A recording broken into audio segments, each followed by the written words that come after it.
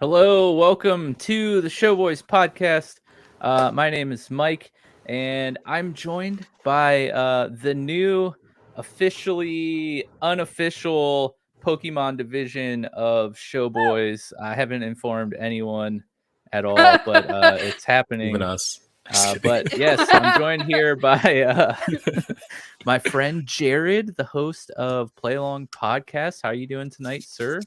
Mike, I'm doing awesome. I'm very excited. Thanks for having me back. You're For more welcome. Pokemon, of course. Gotta Yes, talk very Pokemon. excited. I'm extra excited for all the amazing throat clears we're gonna have tonight. It's gonna be great. Yep, it's gonna. Sorry for editing. And then of course, very familiar face, Peaceloveames. Thank you. How are you tonight? I'm great. I'm super excited. I took so many notes. I'm so ready. I'm so ready. It's okay because I balanced it out by taking no notes. Exactly. So At least somebody's prepared. So ready. Yeah, but so tonight, of course, if you couldn't tell, very Pokemon oriented. We have Pokemon Scarlet and Violet releasing in a little under 3 hours from now. So this That's just crazy. Literally happened to I line know. itself up just perfectly with the nights we do our podcast and when they decide to release this game. So if this is anything like our Legends Arceus episode, which was probably over 3 hours long, you can just hang out with us right until you turn on the game. Right into it. If you're looking to kill some time while the game's about to come out, hey, here you go. Yeah. Hang out with us. I'm excited. Before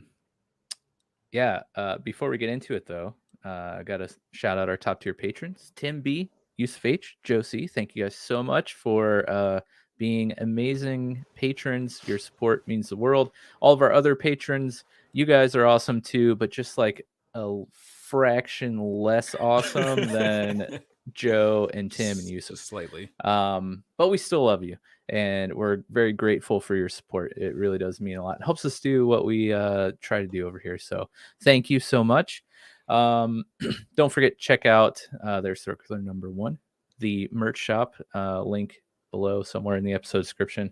Grab a Showboys hoodie or something, or phone case. I was looking, not that either of you guys particularly care, but I was looking at the site that we have our merch shop set up through, and since we set up the shop, they've added a whole bunch of new items that we could design and stuff.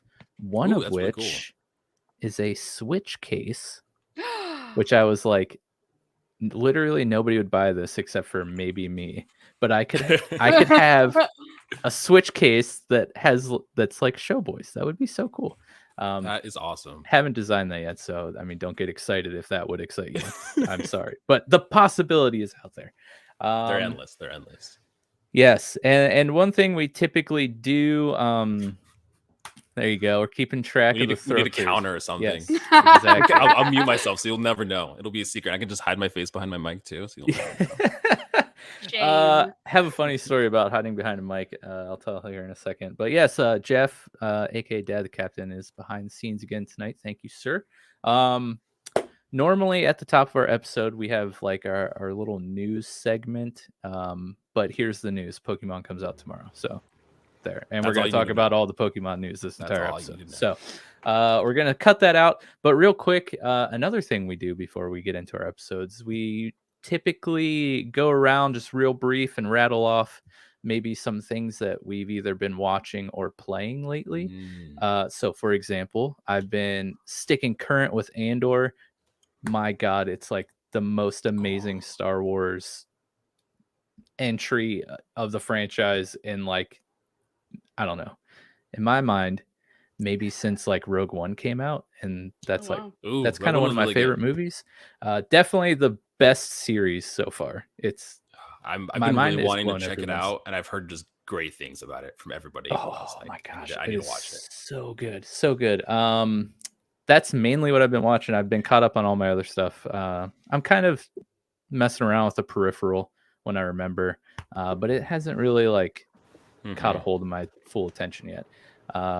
Been playing again, not much, because I've just finished like beating some games I've been playing for a while, and with Scarlet and Violet releasing tomorrow, I'm like, there's no point in starting a new game.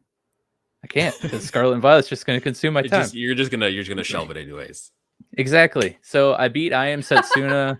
That was pretty fun. Little game. Interesting. And I'm streaming Lost in Random right now, which I was excited watching. One of our Ugly Kid Joe Cross stream that. Then he gifted it to me, and I was excited to play, but a little hesitant on like the combat mechanic being like partially deck building, partially dice rolling, and then partially like hack and slash. I was wondering how it'd feel playing it, but it feels amazing and it's really fun, and I'm having a blast streaming that. So that'll probably be happening over the weekend here. But that's what I've been watching and playing. Jared, have you been watching and or playing anything? Yeah, so I started watching The Boys with my wife, and it's so good. We're on the third season, almost I think towards the end, like a couple episodes from the end. But oh man, The Boys is such an interesting concept, and kind of like it's very over the top. It's very crude, obviously very gory. But like I said, just the idea of this world of like, if we could take superheroes and they would be actual like personalities of celebrities and humans, and how that like morality would act in real life superheroes, it's a really cool concept to tackle, and it's a super entertaining show. So that's what I've been watching. That on the anime side, I've started the One Piece journey. For any of you that watch anime out there, in about a decade, I feel like on about like episode, I'm like in the 300s or so. It's great. I'm having such a blast, and anytime that I can tell people it's a good show, I always do that. So that's all I've been watching.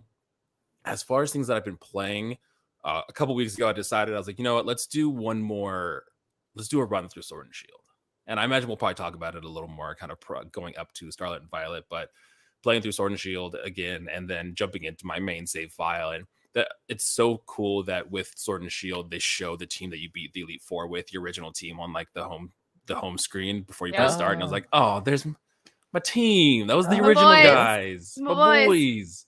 Nice. So yeah, it was really cool going back through that one more time before the next gen starts. That's a good idea. Other than that, I've been playing a copious amount of Overwatch 2. Overwatch 2 is a lot of fun, and I have a problem. The battle pass isn't worth it. I bought it for science, and I can tell you that it's not worth it. Just play the game normally. It's fun that way anyways. But that's what I've been playing and watching.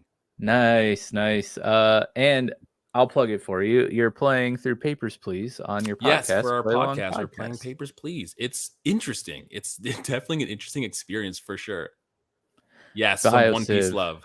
Yeah, he says One Piece is a banger. Yes. People don't give it credit. My people. Also, Civ, thanks for coming and hanging out, even though you're not really a Pokemon guy. Appreciate you. We'll awesome. Don't worry. Yeah, that's what we're trying. Amy, have you been watching or playing anything lately? I haven't really been watching anything since the House of Dragons season finale, which it's hurting. It's hurting. I need more. I'm so sad. But I have I watched the newest season of the Pokemon Journeys on Netflix, and then have been trying to like dig through whatever website I can find to keep watching them.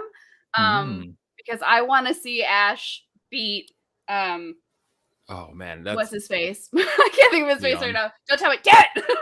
Oh, dang, sorry, delay. Crap. That guy, I really want to see it. Because some of my favorite like memories of watching that show is like the Orange Islands when he fought against that Dragonite. I think it wasn't Lance.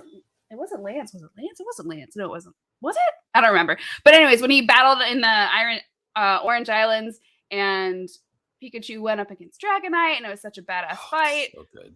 And so I always love the battles, and it's just, I think it's wild watching Ash battle like former Elite Four members or like former gym leaders. It's crazy. Or just watching other like Elite Four members battle Leon. Like it's really cool. So I'm trying to like Journeys. I'm trying to like dig through and find what I can find. Right. It's the best Pokemon anime out of all of them. I think Journeys I agree. My favorite. It's so I've watched like through most of it. Like you said, you got to do a little like digging and behind the scenes to kind of find the episodes because they're nowhere. You can't like watch them. I mean, they're on. No, they're not. Like, Netflix, but some of the newer ones aren't on there at all. So it's like And I checked their little app, the Pokemon app on my Apple TV. It's not there. I even I got Crunchyroll. I looked on there. It's not on there. So yeah, I've just been having to like torrent it from whatever sites I can find. It's on TV right now. Oh. Yeah, like it's on TV. That thing that nobody has anymore. Yeah. Yeah, exactly. Yeah, and I think that the big battle, like the finale when spoiler alert, he wins. I don't know if you've seen Twitter, but is still in Japanese. I don't think they've dubbed it yet. I watched it in Japanese. I was like, I don't care. It was still, it was still so emotional. I mean, I watched I like Pokemon in Japanese anyways, but there was no subtitles. I was like, I don't know what's happening, but I'm loving my time here. This is great. I'm seeing what's going on and I'm liking it. Yeah, exactly. What are you playing? I mean, I know what you're playing, but what are you playing? So I have been playing through God of War from 2018. I kind of put that down for a minute because I have had my life consumed by The Sims 4. Yes. Which is, it always feels like it's such a strange game because I know that I have responsibilities in real life, but instead I keep giving this tiny Sim responsibilities to do and doing her responsibilities instead of my own. Watching your Sims streams those are quite funny. I'm a home wrecker. She is. and I'm proud. You're not ashamed of it. Yep. No, break up those marriages. Who needs them? Unreal. Yeah. So if you're counting, that's 2 for me. I've been cautious. That's none for me. But yeah, funny hiding behind the mic story. Our third host, Chad, he has like a crippling addiction to like nasal spray because he has like really dry nostrils apparently. So you'll often see him like slouch down and hide behind his mic and pop shield or whatever. Sometimes he'll stop his camera, like this or whatever. It's huffing and mute spray. Yeah. Except one time he stopped his camera but forgot to mute and got really like bent down to do it and just like a huge like snort of nasal spray live during an episode. It was amazing. I've had a situation similar to that where I was like, it was one of those times we were recording and it was one of those sneezes that are just like kicking down the front door. There was no like knock or anything, and I like panicked to try to like hit the mute button, but it was way too late. And I was like, well, I'm sorry for your ears. Yep, you're just gonna have to live with that. Yeah. So Dad says behind the scenes, he says hdtoday.cc. You can watch any shows or movies. So I will have to try. That's super cool. Thank you for that, sir. All right, so great. Thank you guys for letting us know what you've been watching and playing. Now we're gonna get on to the topic at hand, and that is the hype train for Pokemon Scarlet and Pokemon Violet. Which, if you're like me and pre-ordered the digital copy, it's just sitting, just ready to push A right at 12:01 and get it going. I'm 35, so I will actually be in bed at 12:01. But tomorrow, when I wake up and have a moment, it will be on. I got the physical copy, so I have to wait for tomorrow after work. Yeah, I can do it. We got ours through Amazon, so we have to wait. We're hoping that at midnight I got mine from Amazon as well. Yeah. Nice. I debated for a while which version to get. I ended up going with digital just because I had some leftover like eShop gift cards and whatever, so I got like $15 off or whatever. But I wanted to get the physical just because if I ever decided to resell it, like Nintendo games generally hold value or don't depreciate. Too. Yeah, as like black and white. It's crazy. But I was like, I'm cheap. I'll save $15 and be able to play it right away. Can I confess something to you guys about games and being in resale? Okay, so when I was young, I had Pokemon Red, and I was playing it, and I realized that the save corrupted, like the cartridge was corrupted, and it wouldn't save. So you'd play, and then I'd go to save, and it would be gone. You'd have to start over. So I spent one glorious day with a new set of batteries in my Game Boy, and I played as far as I could. I think I got to Cinnabar Island before the batteries died, and then I sold it to GameStop. Well, the problem with those old Game Boy games is to hold all that save data, because the console couldn't do it itself because of the lack of the technology. The cartridges have batteries in them, so when the batteries in the cartridge dies, it can't hold the save file anymore. So that's why if you ever get a new if you buy cartridges online, sometimes won't hold the save file because those batteries are dead. I mean, you can replace them. I think I had no idea. Yep. I had no idea. Oh, I was really dirty. young. I was young and naive. She's a monster, folks. Yep, that's chat's words, not mine. Though I agree. It's not false. I told you it was a confession. Nobody thought I was gonna be good. Yeah, Would have been a confession. We've all sold things for I remember when Pokemon Black and White came out. I wanted it so bad, and I sold both my copies of Pokemon Pearl and Soul Silver to get that one copy of Pokemon Black. And now looking back, I'm like, why did you do that? They're so expensive. I'm looking through our Discord right now, because talking about cartridges and stuff and physical copies, I remember stumbling across this. I don't even know how to describe it. I guess like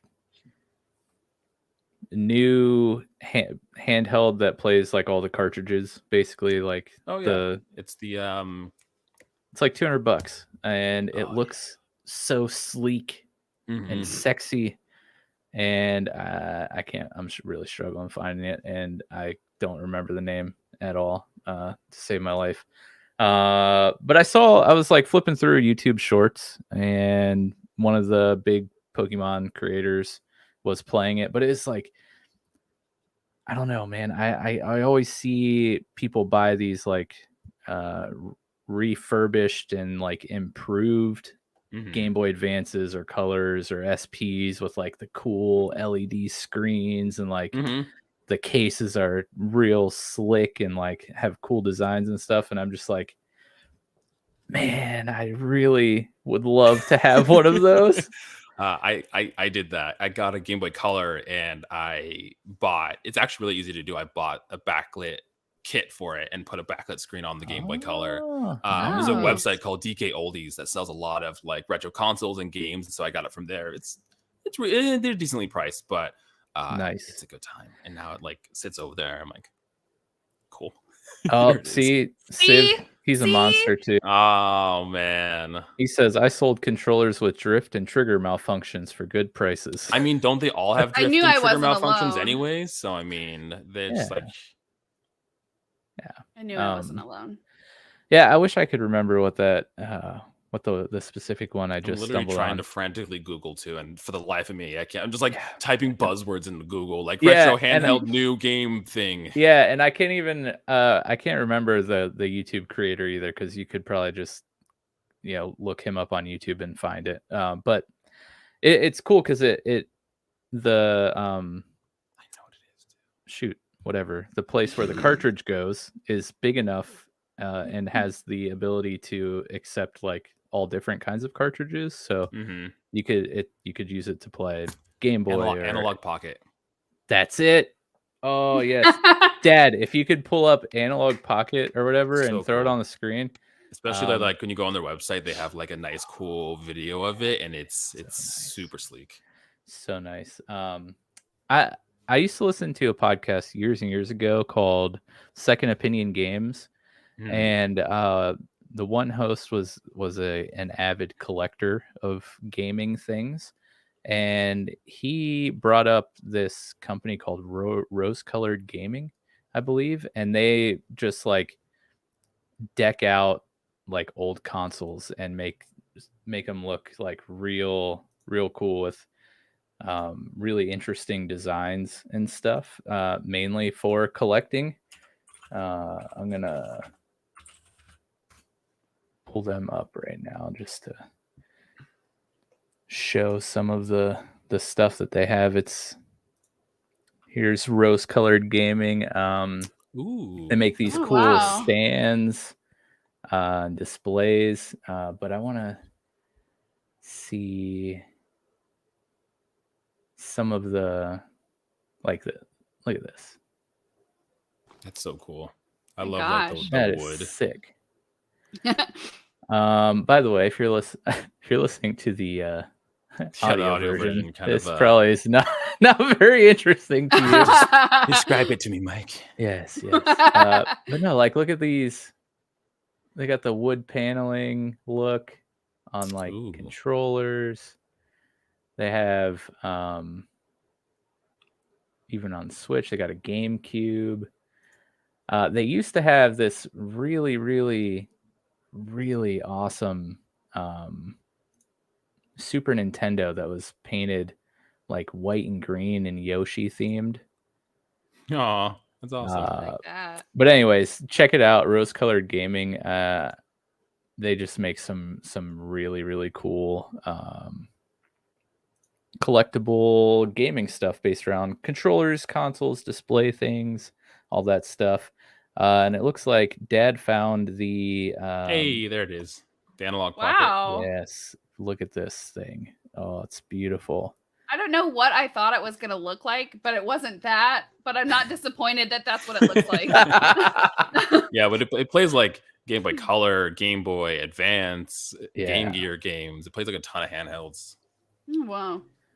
Yeah, it's super, super cool. And I think it's only $200, but I could be wrong. But it almost makes me like really want to buy it.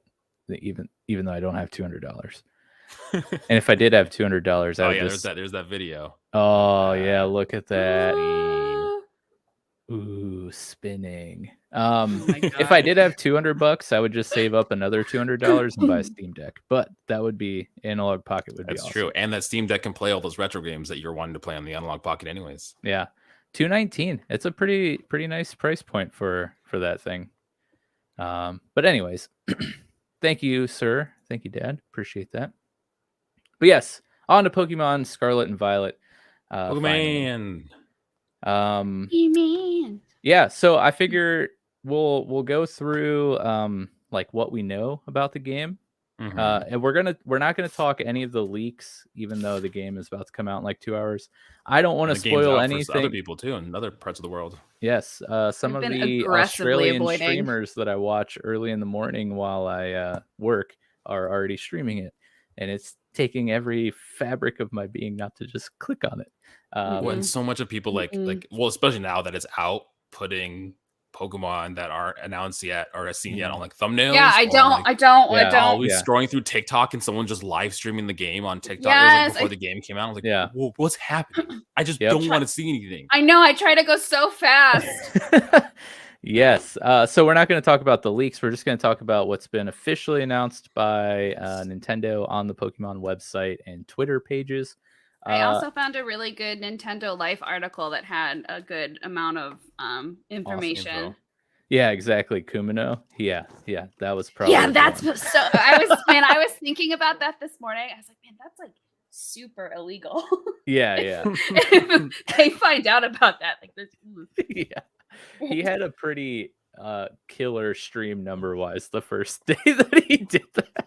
I imagine. Yeah, that's what I heard. Before the game came out, if that's people were getting tons of but like Twitter was suspending accounts like left and right. Yeah, I believe it. Nice. So we'll go through what we know.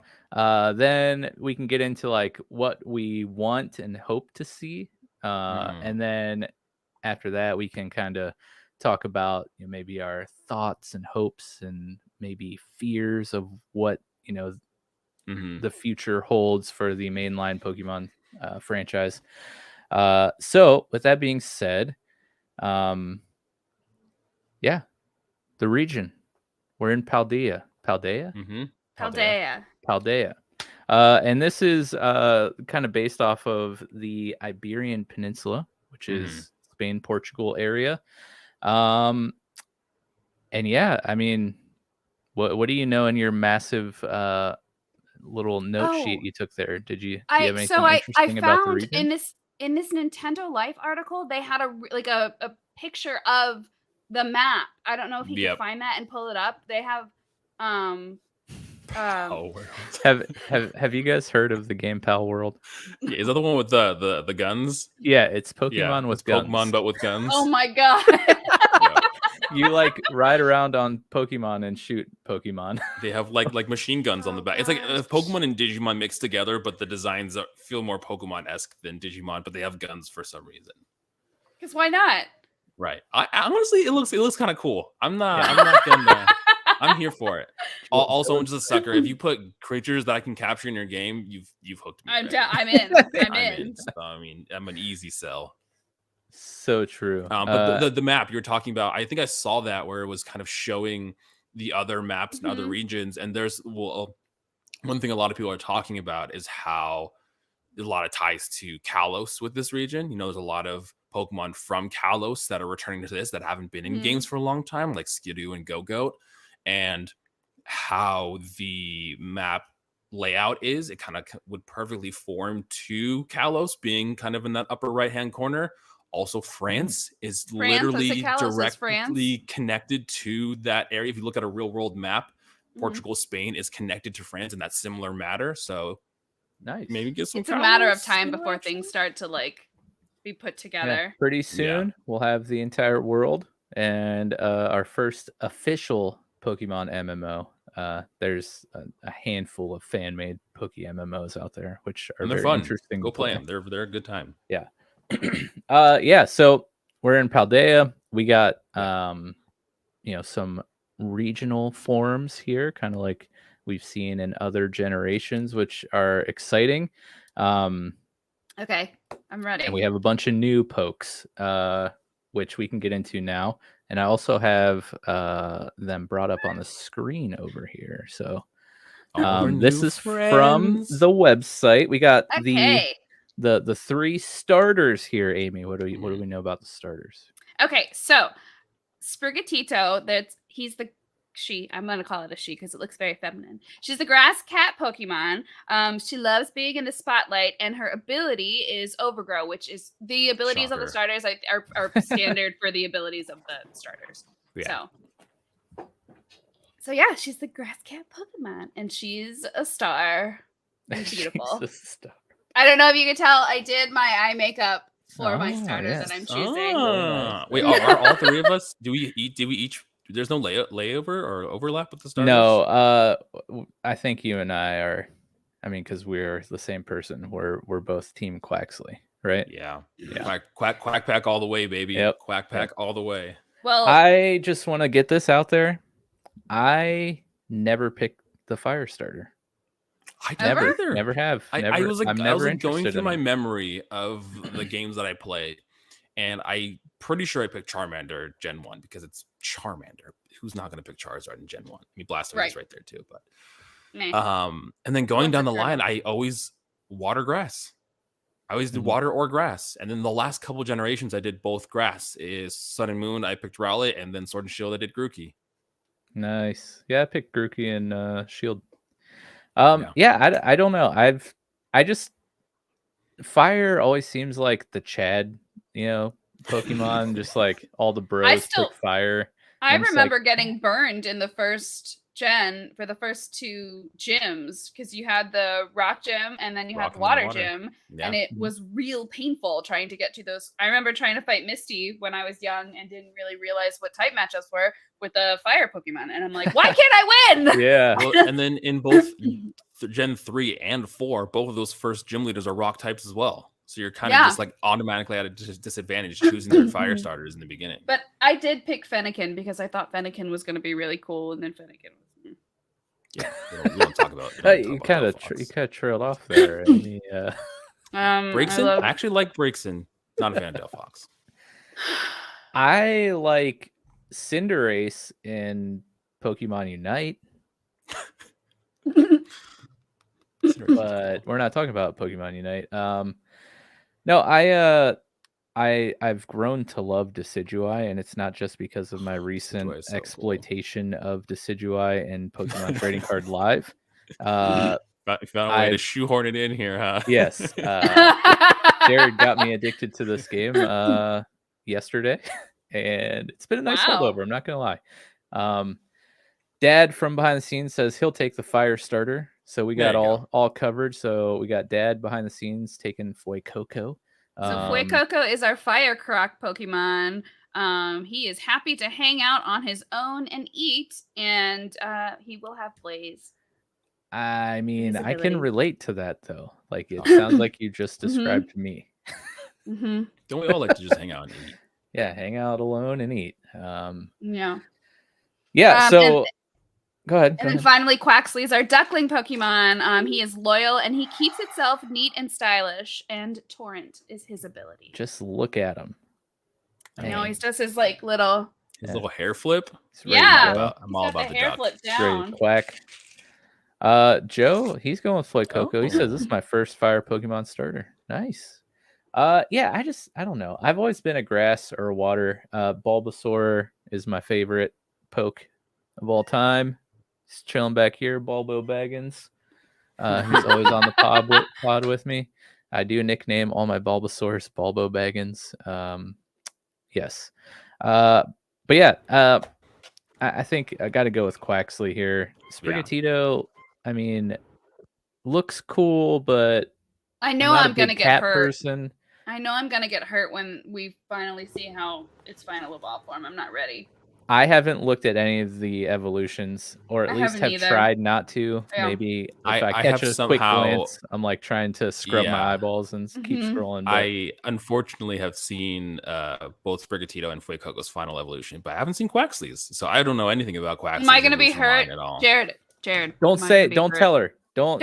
Fine. Don't tell me. Don't. We don't. We don't want to have to wait and see. Tell me on the DL. Don't tell the mic. Wait, here we are. I'll send you a message on Discord right now. Okay. He's just like, you'll have to wait and see. Oh man, that would have been great. Okay. Yeah. So I also threw up a poll on the Twitter this afternoon, about what starter everyone was going to be picking. We got 25 votes, which for us that's pretty sweet. And oddly enough, it is like dead even across the board. I mean, I think maybe. That's wild. I wonder, can you see like the number of votes or just the percentage? That's how much I use Twitter. Well, no, it should show the number of votes, not for each category. It'll do overall, but it should just do percentages for each one. Yeah. So at 32% each, we have Fuecoco and Quaxley, and then taking the lead as the majority starter chosen is going to be Sprigatito. So I was assuming that like Fuecoco was the kind of big star here that everyone was going towards, but I've heard more people say something about Quaxley than anything. And see, I did the hipster approach. I picked Quaxley because it just seemed like no one was going Quaxley. I was like, okay, cool. I'll go the duck then. That's fine. Yeah. That's oh my gosh, there's a decently large spider on my wall. Don't look away, and because it'll be gone next time you look back at it. Yeah, and I hate spiders. There we go. Sorry. Oh, I hope it died because it just it's a pokey friend. Mike, you able to catch it? No. Oh yeah. Okay. Sorry, you guys had to see that violence on stream. I don't even remember what I was talking about now, but yeah, Sprigatito, 36%. Yeah, that's surprising because I was under the assumption that Fuecoco was kind of the most popular one that people were. I've heard more hate on Fuecoco because he's Fire Totodile. Yeah, oh my God, he is Fire Totodile. I forgot we already had a crocodile. Totodile's right there. We've also already had a water duck multiple times. Not as a starter, but Ducklet is right there, and I mean, I have a weird affinity for like Psyduck too, which is the OG duck. Love that dude. There's actually an interesting conversation going on in Discord today about Klawf. I'm gonna go with the Smaug pronunciation. Is he Swedish over here? Klawf. Yeah. He really is my spirit Pokemon. Like, if I could be transferred, like reborn as Listen, a Pokemon, I've got some information on him too. I'm not kidding. I fucking took. You came prepared. All right, well, let's take it down to the next row here on the website, and we have we got the legendaries, which they don't have any information about those two. we don't talk about the legendaries around here. Ugly Kid Joe Cross and myself are quite triggered by the legendaries. That we're not even going to call them legendaries because everyone has them all the time because they're your mount. So are they even legendary? They might as well just be your secondary starter. But what are we defining as legendary? Are we defining them at the time and place we get them, or their rarity as Pokemon? So if it's the rarity, so if they do evolve from Cyclizar, which it really looks like they will, they actually said they lived in Paldean households since ancient times, so it doesn't sound super rare to me. And I think what the other thing that we were talking about, it must have been yesterday or the night before, the fact that like with co-op and being able to see everyone riding around on these dumb motorcycle legendaries that you run around with. There's no legendary commons. There you go. There's just no exclusivity to them. Like, I don't know. When I think of legendary, I think of something that's like super rare, hard to obtain, and something that is cool to show off. But if I want to ride a Suicune. Yeah, that would be really okay. Cool. Can we just get into this right now? This is totally out of order. I appreciate the mounts from the mount idea from Arceus, right? And I think obviously this was inspired by Arceus. The mounts in Arceus were so cool. 100%. If you wanted to run across the land, you jumped on a giant bear and held on tight.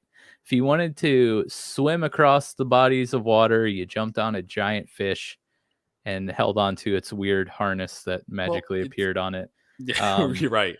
Flying through the air, you had a bird. Like if you're climbing, if you're scaling up a cliff, you have a Pokemon with giant claws that would, I don't know. The backpack was probably the weakest of the options. Yeah, but very visually appealing to your little eyes poking out of the back of that backpack. I do love you're just like creeping back there. But all the mounts made sense to what you were doing. Like, I've seen you like just ride across the water on these things, like Koraidon, that's what I'm going to call him. I'm terrible at pronouncing these names, so please bear with me. When you're riding him on land, he's using his legs. Why does he have tires protruding from his body? I'll come here and be the Koraidon apologist here.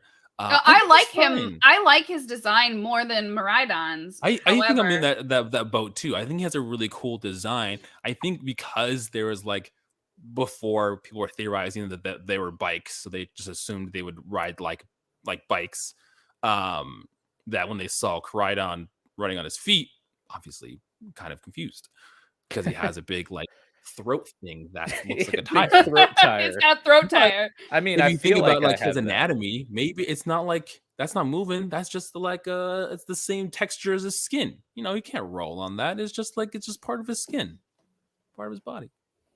Yeah, it's still dumb though.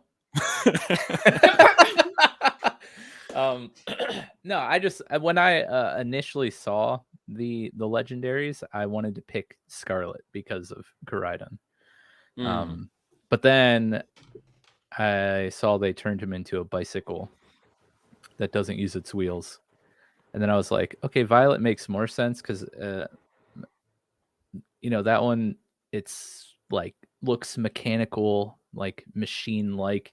So maybe it turning into a motorcycle in my head makes a little more sense than this really cool-looking dragon thing with tires protruding from its body.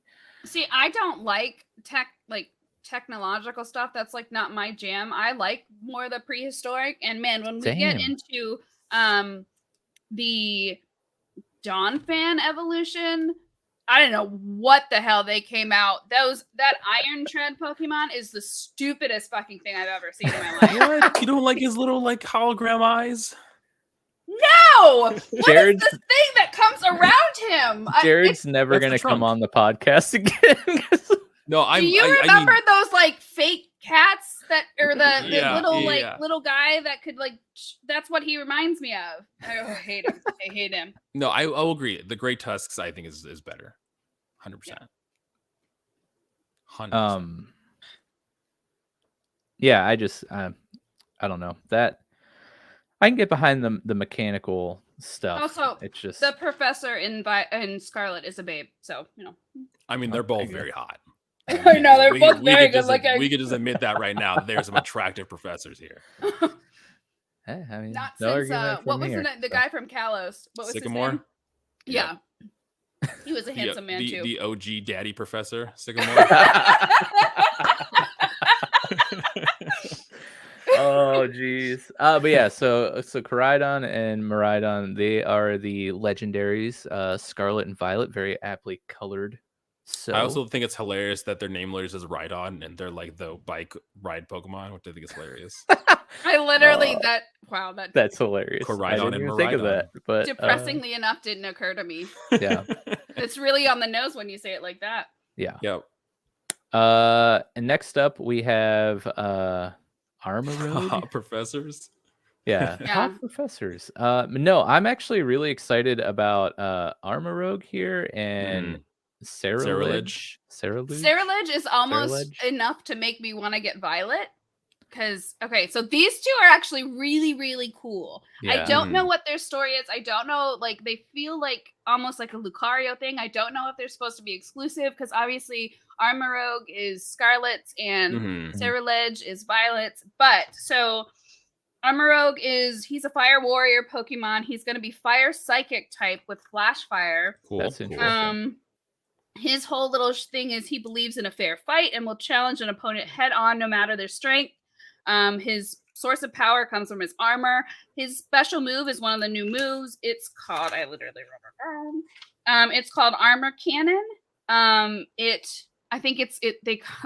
was described as like a Mega Man type attack, but it will lower his defenses, so it kind of feels like a close combat type thing. And then Cerulege is this one I'm obsessed with. It's the Fire Blades Pokemon. Fire Ghost type, also with Flash Fire. Then it prefers close quarters combat and not above sneak attacks to win. Dons old armor set seeped in grudges and wields blades of fire and ghost energy. I love that. So we have Fire Psychic and Fire Ghost? Correct. That's awesome. And then Cerulege's special move is called Bitter Blade. This Pokemon is my spirit animal. And it heals for half of its damage that it deals. That's really cool. Wow. It's like a ghost bug leech life. Yeah. Yeah.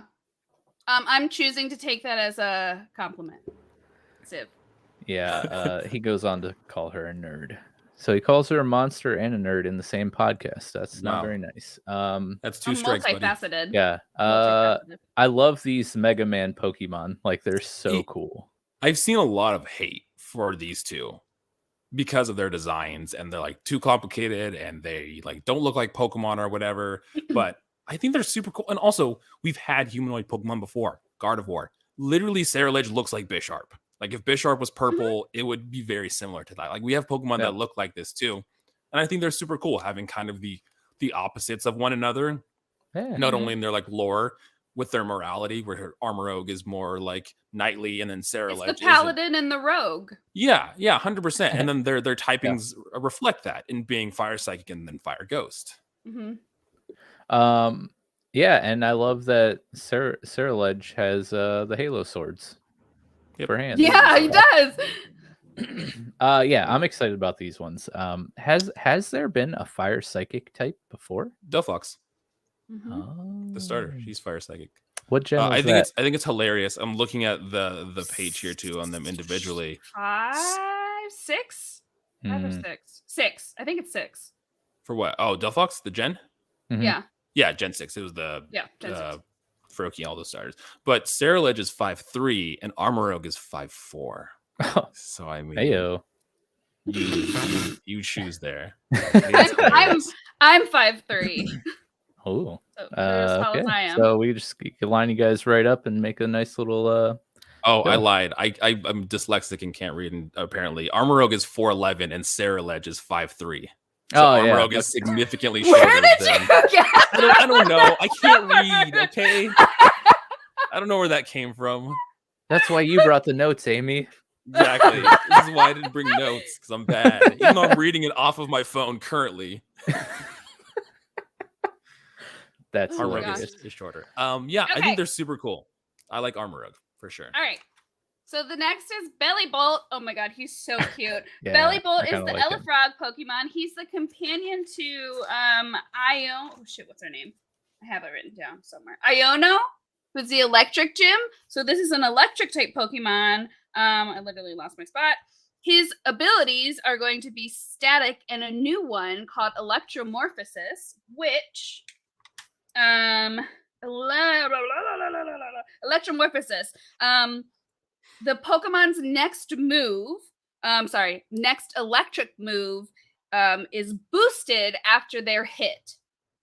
So I see a lot of like competitive usage for that, I can imagine, because it'll get hit and then the next electric attack is going to be boosted. So I don't know if it's proportionately boosted to how much damage it does, because if that's the case, then I think you're going to see a lot of people putting the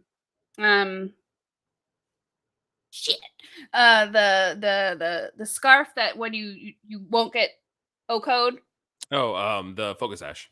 Yeah, Focus. I can see people putting Focus Sashes on him, and then bodying teams, but I don't know if that's going to be. Do we think that Bellybolt evolves, or do we think Bellybolt is a pre-evolution? Or I don't know. Evolution?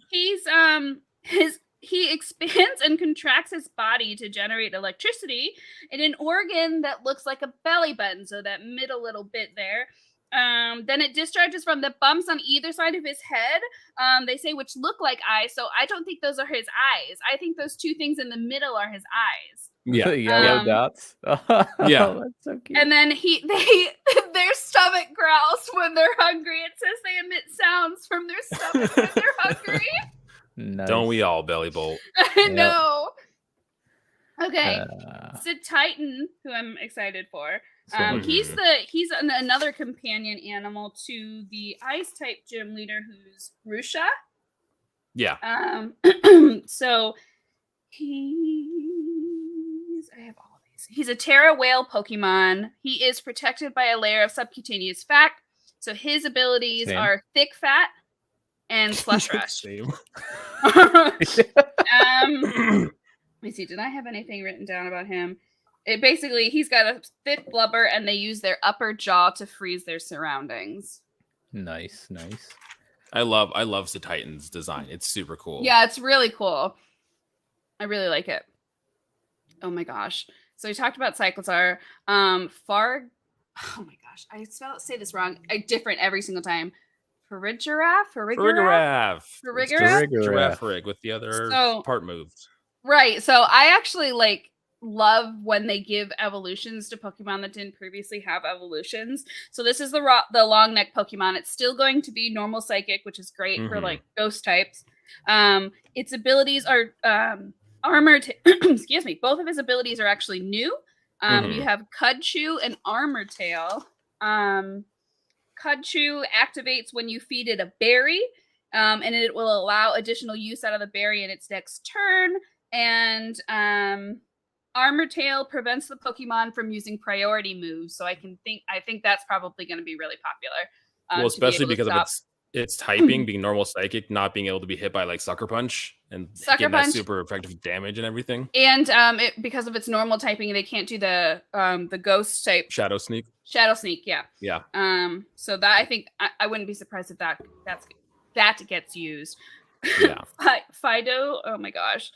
Oh, this is so gross. Those little Cinnabon Princess Leia ears. Yeah. So it's the puppy Pokemon. Its skin is smooth, moist, and elastic. Those are adjectives for sure. Same. It's a fairy type Pokemon with its ability is own tempo. Oh gosh. Okay, here we go. I'm sorry. It ferments things in its vicinity using its yeast breath.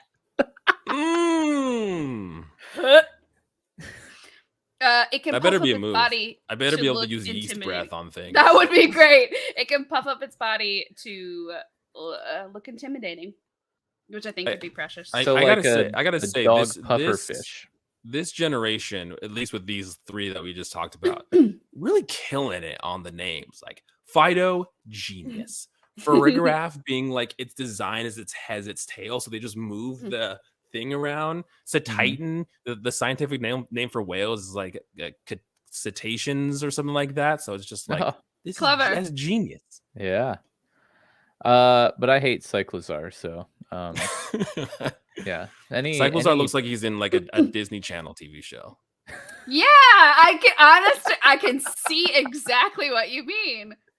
I can see so has there been any like confirmation or anything about the legendaries evolving from Cyclozar, or is that just kind of like a theory or rumor? I think it's heavily speculated. I don't think there is any official word on them actually going into them, but I mean, from like, sorry, more info. I was like, do we get some cat? He has a new. He's got a Is it a move? Oh yeah, he has the substitute move. Yes, it's called Shed cool. Tail. It creates a sub by sacrificing its HP, so just like Substitute. However, then it swaps with the party Pokemon. Which one is that?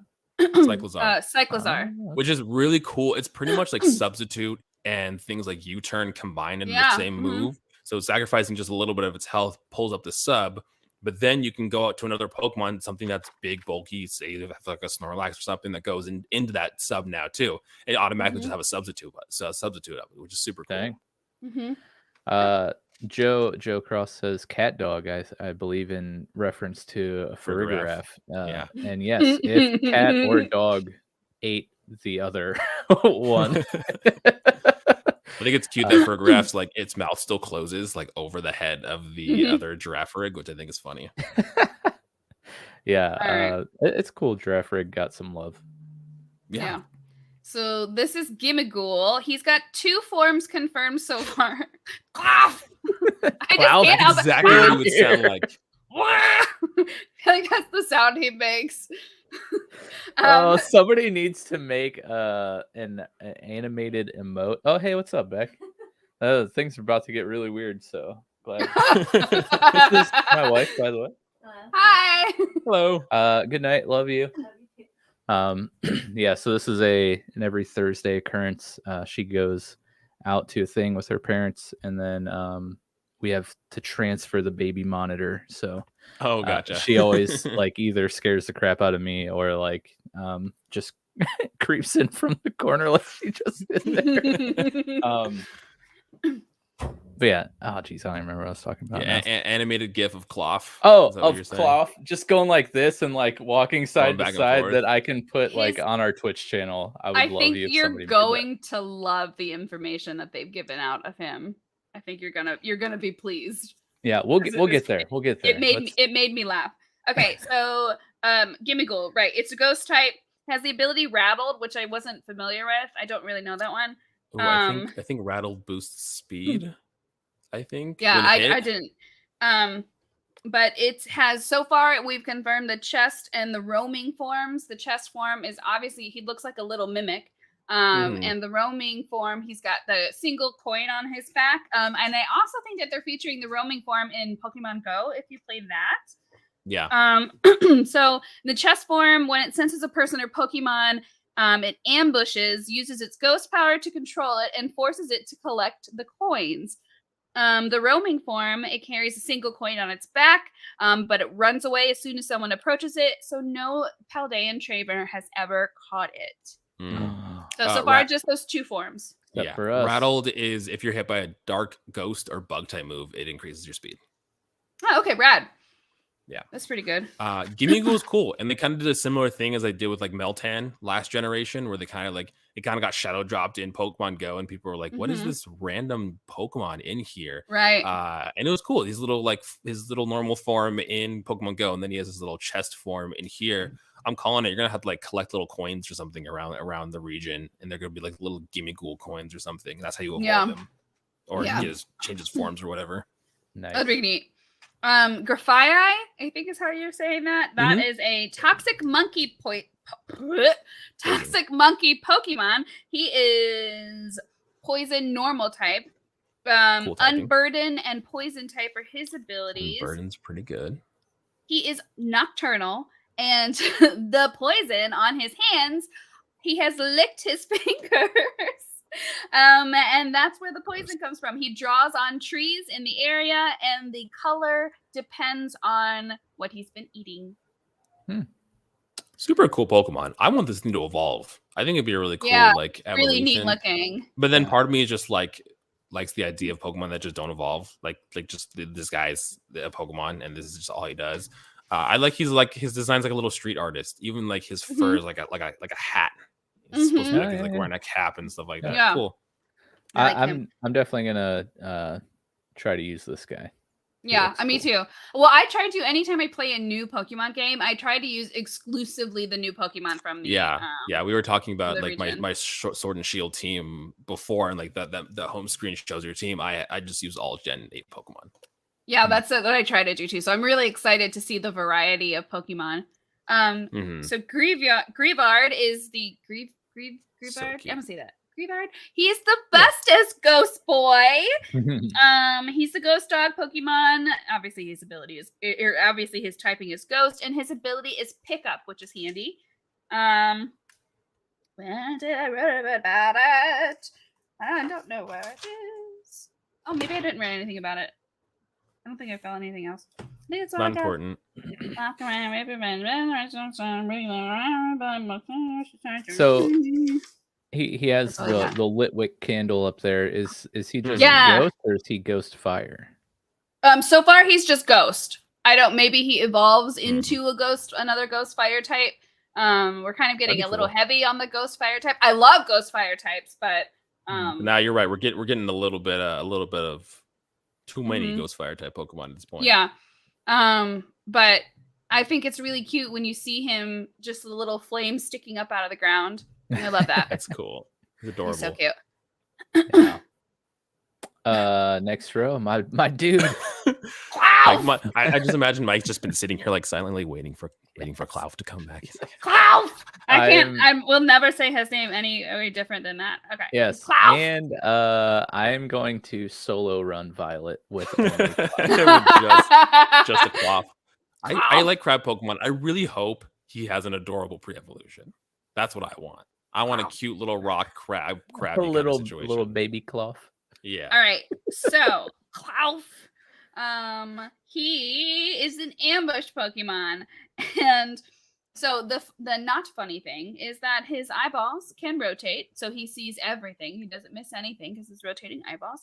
However, he likes to ambush from sticking himself up on the top of cliffs, but because of the blood rushing to his head, he gets dizzy. And I like to imagine that they fall off then. So I wrote down short ambush. Yeah. How many trainers were crushed by a dizzy Clouf falling off ledges? His ability is new. It's called Anger really Shell. Cool ability. It activates when his HP is half or lower. It decreases its special defense and increases his attack, special attack, and speed. That's like Shell Smash, isn't it? Yes, I believe so. Yeah. Yeah. So it's a Shell Smash ability. So Lechonk, I feel like is a reference to those little truffle pigs. They didn't have a whole lot about him. He has to evolve, right? Lechonk has to be. I feel like Lechonk is like the intro area Pokemon of this generation. Like Yeah. He is the hog Pokemon. He is a normal type. His abilities are Aroma Veil and Gluttony. Did I have anything written down about him? Lechonk. He has a keen sense of smell. Oh yeah. Keen sense of smell. He radiates a smell due to what he eats, which works as a natural bug Pokemon repellent. Nice. There you go, Lechonk. I like him. Yep. Lechonk's cute. He's cute. I like him. Paldean Wooper has hardened gills. from living on land. Their bodies are heavy and slow, and they shoot poison from their gills. I do believe they are I think they're poison ground, which is actually a pretty good typing. Poison ground. Yeah, really cool typing. Yeah. Where the heck are they? Yep, ground poison. His abilities are also really good. Poison point and water absorb. Yeah, it's almost like a Gastrodon. I mean, Gastrodon's not poison, but Gastrodon getting water absorb too. Cool. Also, I'm excited to see Paldean Quagsire. It doesn't evolve into something different. I'm always a fan of regional forms. So that's what I'm really excited about Wooper, because usually in these generations we'll get like a handful of them, but we've only seen Wooper. So I'm wondering what other Pokemon Paldean that we get in this generation too. Yep. That's exactly what I was about to say, man. I'm excited to see the others. That was one of my favorite things about Arceus. Not to keep talking about Arceus, but I loved the Hisuian forms that we got there. I love how Wiglet's just like creeping up here. Wiglet, I got not stuff a Paldean to say form. about him. So we're on the last row here.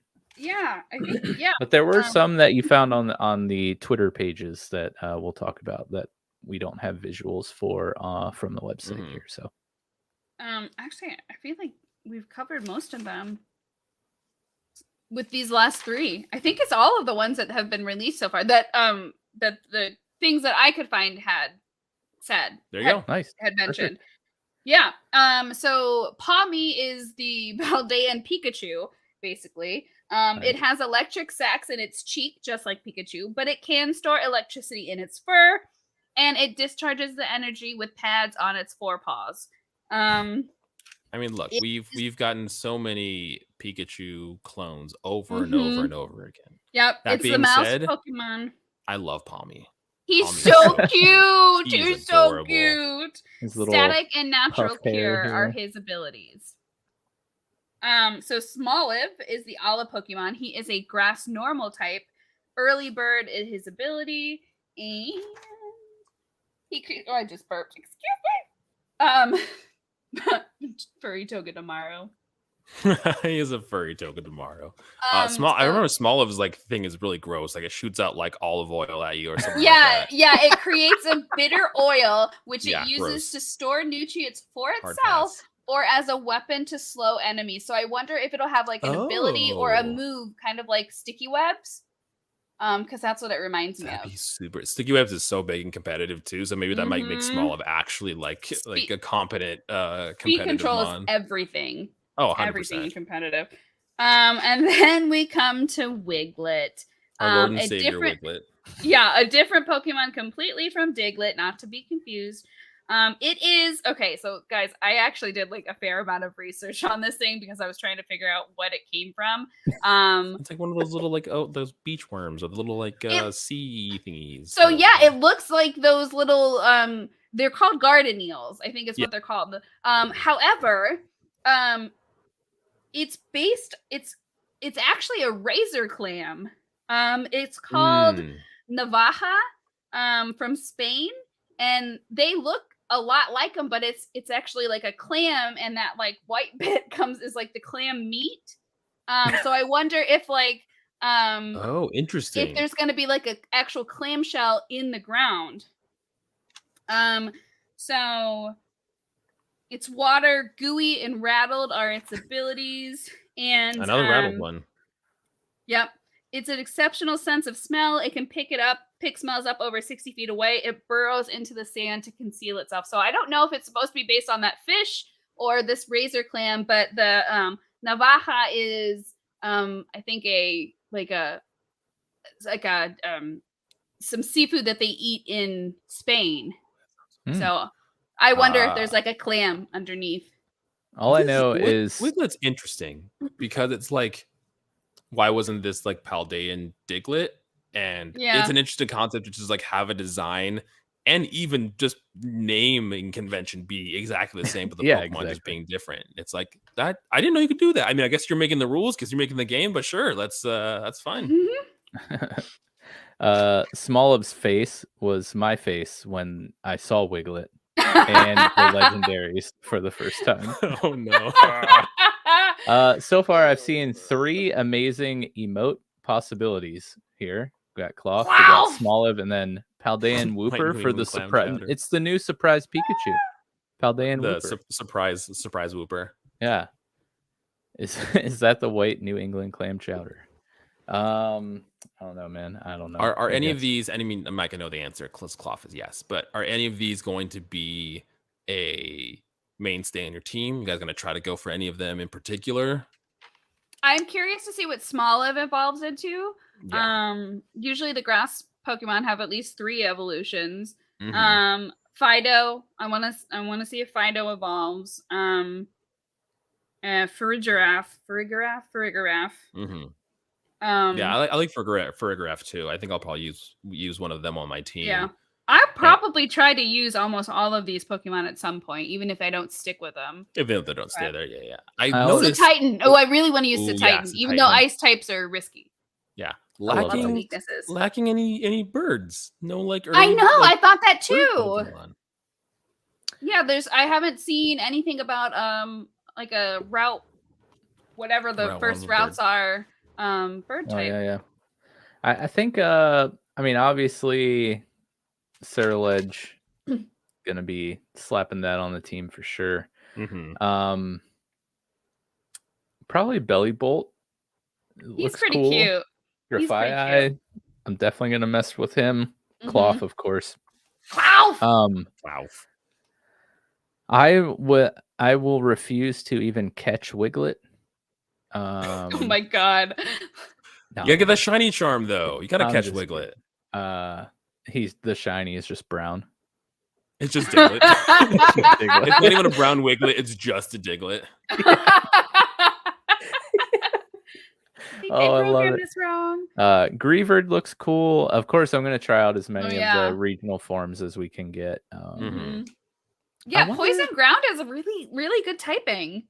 I'm trying to think. No, like 4-time weaknesses that I can think of, especially having Water Absorb. You lose water as a weakness. Mm-hmm. And I think ground resists itself. I'm so bad with resistances. I know the resistances are hard. The resistances are hard. But yeah, Poison Ground. I don't think. Do we have a Poison Ground type? I don't think so. I don't think so either. Poison Bug. That is Poison Dragon. Speaking of bugs, Poison Fire. I'm like a huge fan lately of bug types. So I want to see. I think it's slept on a lot. I want to see what kind of Nidoking's Poison Ground. Oh shoot, you're right. Yeah, both the Nidos are Poison Ground.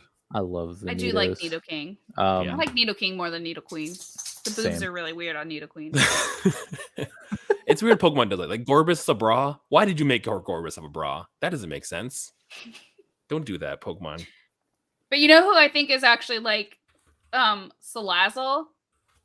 Salazzle's cool. I'm like, did you have to make it so like why'd you make a sexy Pokemon? Like, why'd you do that? But I do think it's really neat that only the females evolve. Yeah, it is really cool. Hashtag feminism. Yeah. But yeah, I'm excited to see what new bug types we get. I think that'll be real cool. Bug types have been bangers recently too. They really have. And I've skipped out, basically stopped playing in what would it be? Maybe Gen 3? Is that Ruby, Sapphire, and Emerald? Is that Gen 3? So that was the last main series generation I played all the way up until I bought Shield like the year before Arceus came out. I didn't even beat like the Elite Four or anything in Shield. I don't even think I got all the badges. I kind of lost interest. Got Arceus and was rehooked, and my love for Pokemon was revitalized. In terms of like the main Arceus isn't like a main line game in the Pokemon series, but like I'd play like fan maids and revisit the old like remakes like Leaf Green, Fire Red, and all that stuff.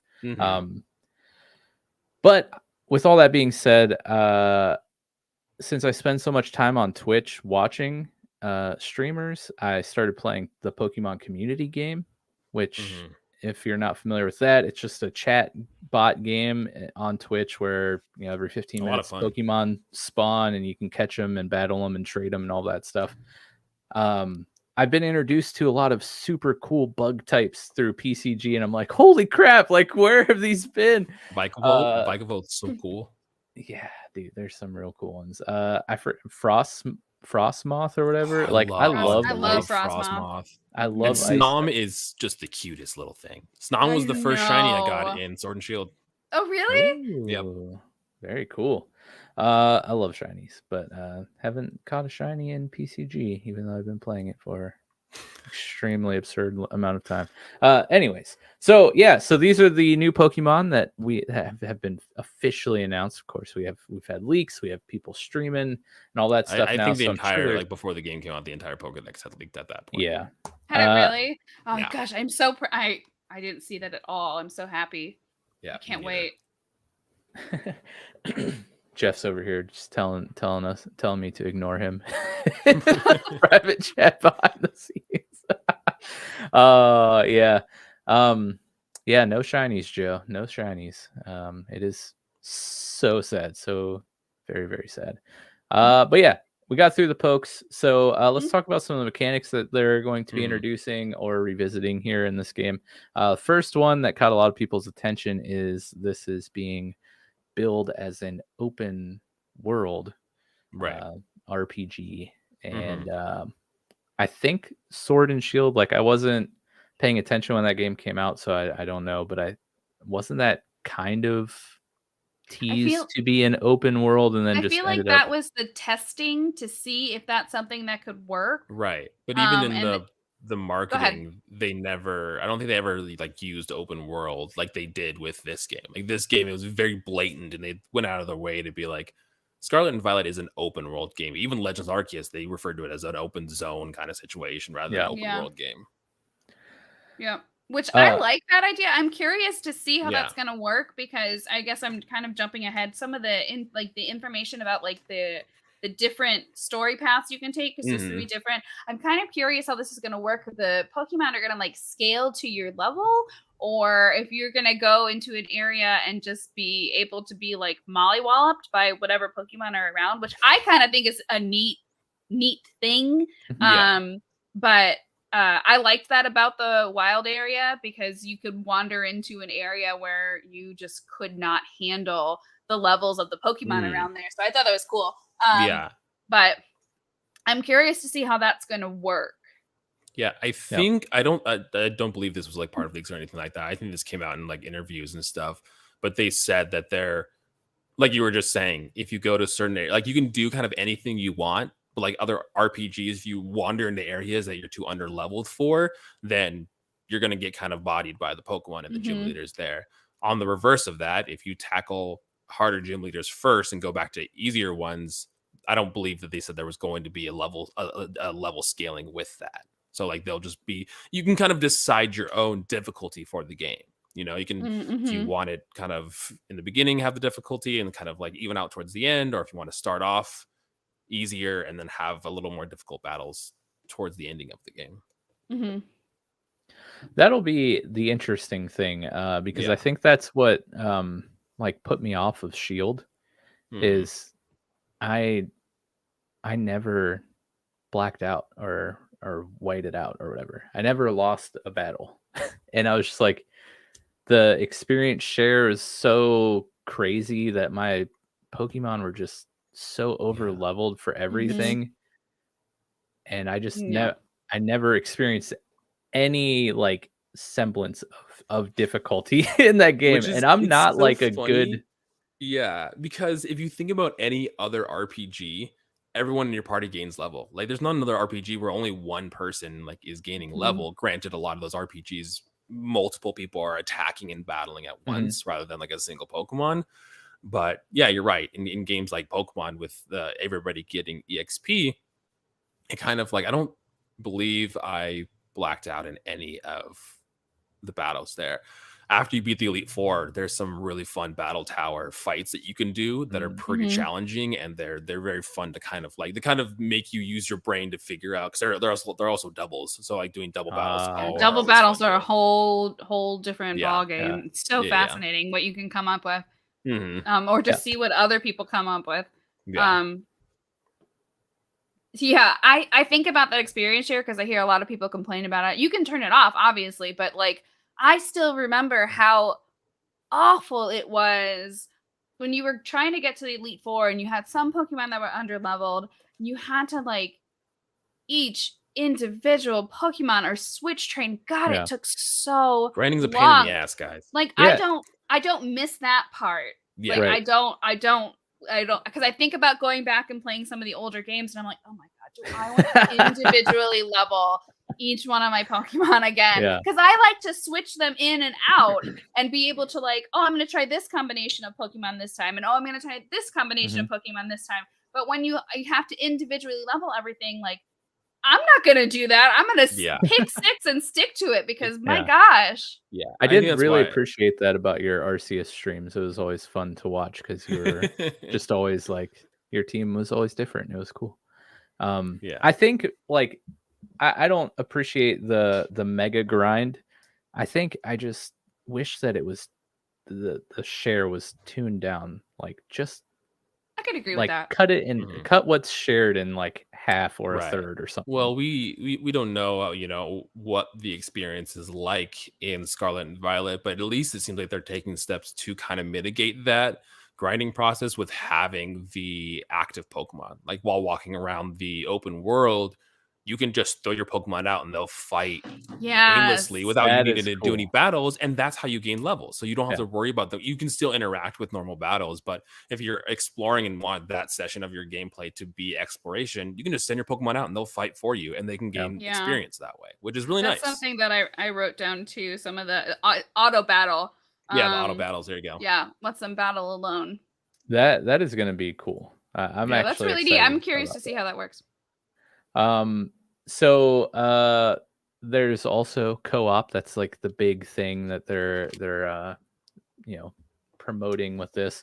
Now I wonder how different this part is going to be again from like Sword and Shield, because they had the raids. I think those were the only like actual co-op gameplay aside from being able to battle and trade like in all the other Pokemon or just seeing the character running around the overworld in Sword and Shield too. Yeah, that was the extent of it usually. And that you could only see the other players while you're in the wild areas, right? Correct. In Sword and Shield. So again, I wonder what that's going to look like in Scarlet and Violet. Like, is it like the open worldness? Is it going to truly be like the entire area is open, or is it going to be the zone type that we had in Arceus? And how is that co-op going to come into play? Is it only going to be in certain areas and zones, or are we like, if we wanted to play, in an hour and a half together, all three of us, could we just link up and go roam around the entire region and do whatever we want? BT dubs, I do love that idea. Yeah. I think they did say that the only loading screen in this game is in the main city. That is the only time that you'll see a loading screen is going into that main city. Nice. Everything else is open. And I think it's just that, like what you were saying, you can wander around this open world with friends and it's just open. Now, what happens when one of you get into a battle? What happens when one of you run into a wild Pokemon? I don't know. You could just see that battle play out and that wild encounter play out as your friend's there. Like as the battler, can you see your friends running around the background, almost i.e. like Legends Arceus style like gameplay? Yeah. Like that's still things that we don't necessarily know just yet. Right. That they are bringing in the raids back. Yes. So, those are going to be really a big thing with the Terra raid battles, and with the we'll just talk about the new gimmick. I call them gimmicks. I know some people love the mechanics or whatever, but we got the terrestrialization. It's a marketing nightmare. Whoever greenlit that word to be said. Yeah, we need to. I mean, we had like Dynamax and like Mega Evolutions, like those nice, easy words roll right off the tongue. But yeah, so what do you guys think about this new mechanic? And I'll let one of you guys explain the Terra stuff, because it's kind of interesting. Yeah, but I'm not sure if I'm on board. Yeah, it's really interesting for sure. I'm curious to see what avenues this opens up, because like it sounds to me like there are different, just because you have, say, a dragon type Pokemon doesn't mean that its Terraform is going to be dragon type. You can exactly. Okay, guys, I see why you brought Jared you on the show to pronounce it. I think the idea is in some of these like raid battles, and there's like normal raid battles, and then there's like dark Terra. I guess they have like special Terraforms. Yeah. I'm curious to see what this does for like the meta of the game, because like for instance, I'm really excited for. Right, if you have like a dragon type Pokemon, and you throw, because dragons are only weak to ice and fairy, you throw a fairy Terraform on it and it terastallizes, you can't hit it with the dragon type. Now you've knocked it down to like one weakness. Or like ghost type Pokemon, like you put a normal Terraform on it and now you can't get hit by ghost type Pokemon. So I'm curious to see what this is going to do, and if you can truly have any of the typings as a Terra typing. Yeah, I think they did officially come out and say that any Pokemon can have any one of the 18 types as their Terra type, which, like you said, makes competitive really interesting, especially because they also introduced a move called Terra Blast, which will do the typing equal to the Pokemon's Terra type, which the Terra types are similar to things like natures and abilities. When you get one, it'll be different. You can run into, I don't know, a Pikachu, and it could be like in the trailers, it could be a flying Terra type, or it could be a ground Terra type, and you won't. It's interesting and competitive because you won't know until it happens. Yeah, also the Terra Blast, I thought this was really interesting. The damage is determined by whichever stat is highest. So if you have like a special attacking Pokemon, I do remember that. It will be a special attacking move. Or if you have like a physical, like a Conkeldurr or whatever, it'll probably be a physical type move. So you don't have to worry about like having like an Alakazam that's trying to do a physical type move, because that would be the one thing. And I understand that with this mechanic, that having 18 types, you have to have some way of distinguishing when that Pokemon terastallize what type they're going to be. That being said, I think the little hats are super dumb. I'm not a big fan. Conceptually, this idea is really cool. Conceptually, I think it's cool, and it can change the meta of competitive. That being said, I don't like the hats. They look stupid. I know. Why does it just have to be this? Oh my god, that's so funny. They look heavy. They look really heavy. Yeah. So the Terraform things, so basically, like you guys said, you're gonna be able to change up the type of your Pokemon. Now, the Terra raids, you'll be able to catch like them in their like diamondy, shiny like Terra form. But so just so I understand this right, is every Pokemon you'll be able to change, like use this mechanic on? So like every Pikachu, like it's just RNG what you encounter to what their Terra type is. So every Pikachu can terastallize, but not every Pikachu will have the same Terra type. You can run into a Pikachu. All three of us can run into Pikachus, and all three of them can have a different Terra type. I think it's going to be super cool in terms of catching and collecting, which is like my main thing. I'm not like a huge battler, never did the competitive stuff. Like that doesn't really like scratch my Pokemon itch for me. But I do like collecting, so I think it's going to be fun in the fact that like now I'll have a reason to catch 18 Pikachus. Well, and it's interesting too, because they literally just... It doesn't make you tired thinking about that? You're going to catch every single Pokemon 18 different times? But if you think about it, we just played through a game that the whole mechanic was that. In Legends Arceus, you're catching multiples of the Pokemon to fill out the Pokedex to get those. Yeah, but it was man. so fast. You were doing it so fast. That's fair. It was much quicker than, and we don't know yet how the catching mechanic is. If it is kind of a point, name, and throw, or if it's like a button prompt to throw, or you can only catch in battle. I think they were saying you can catch in the overworld, but to the extent of that, we don't know yet. I don't know if it's similar to Legends Arceus or not. And like, I don't want to turn this into another Arceus podcast because we totally could, because I still have so much stuff to say about this game. But like, that's just one of those mechanics that needs to be integrated into the main series because it was so awesome. And I thought I would be so annoyed in Arceus with having to catch duplicates of the Pokemon, but I loved like the whole Pokédex concept in that game was brilliant.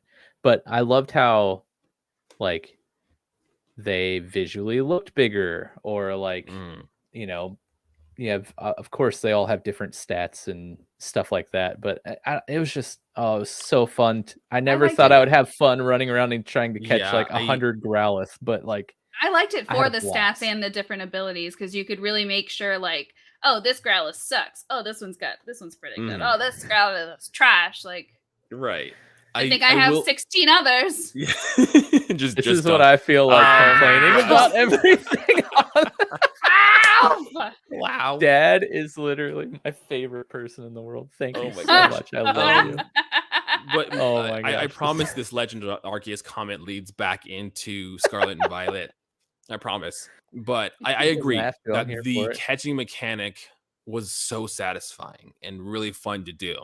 But for me, I was thinking about this. I was on a show the other day talking about Legends Arceus. I almost think that for me, Legends Arceus feels like the least replayable Pokemon game. Like after I've gone and completed everything, the idea of going back to the beginning and doing all of that over again just doesn't feel as satisfying, because Legends Arceus had the catching and the gaining of the Pokemon be part of the narrative where you progress narratively because of that.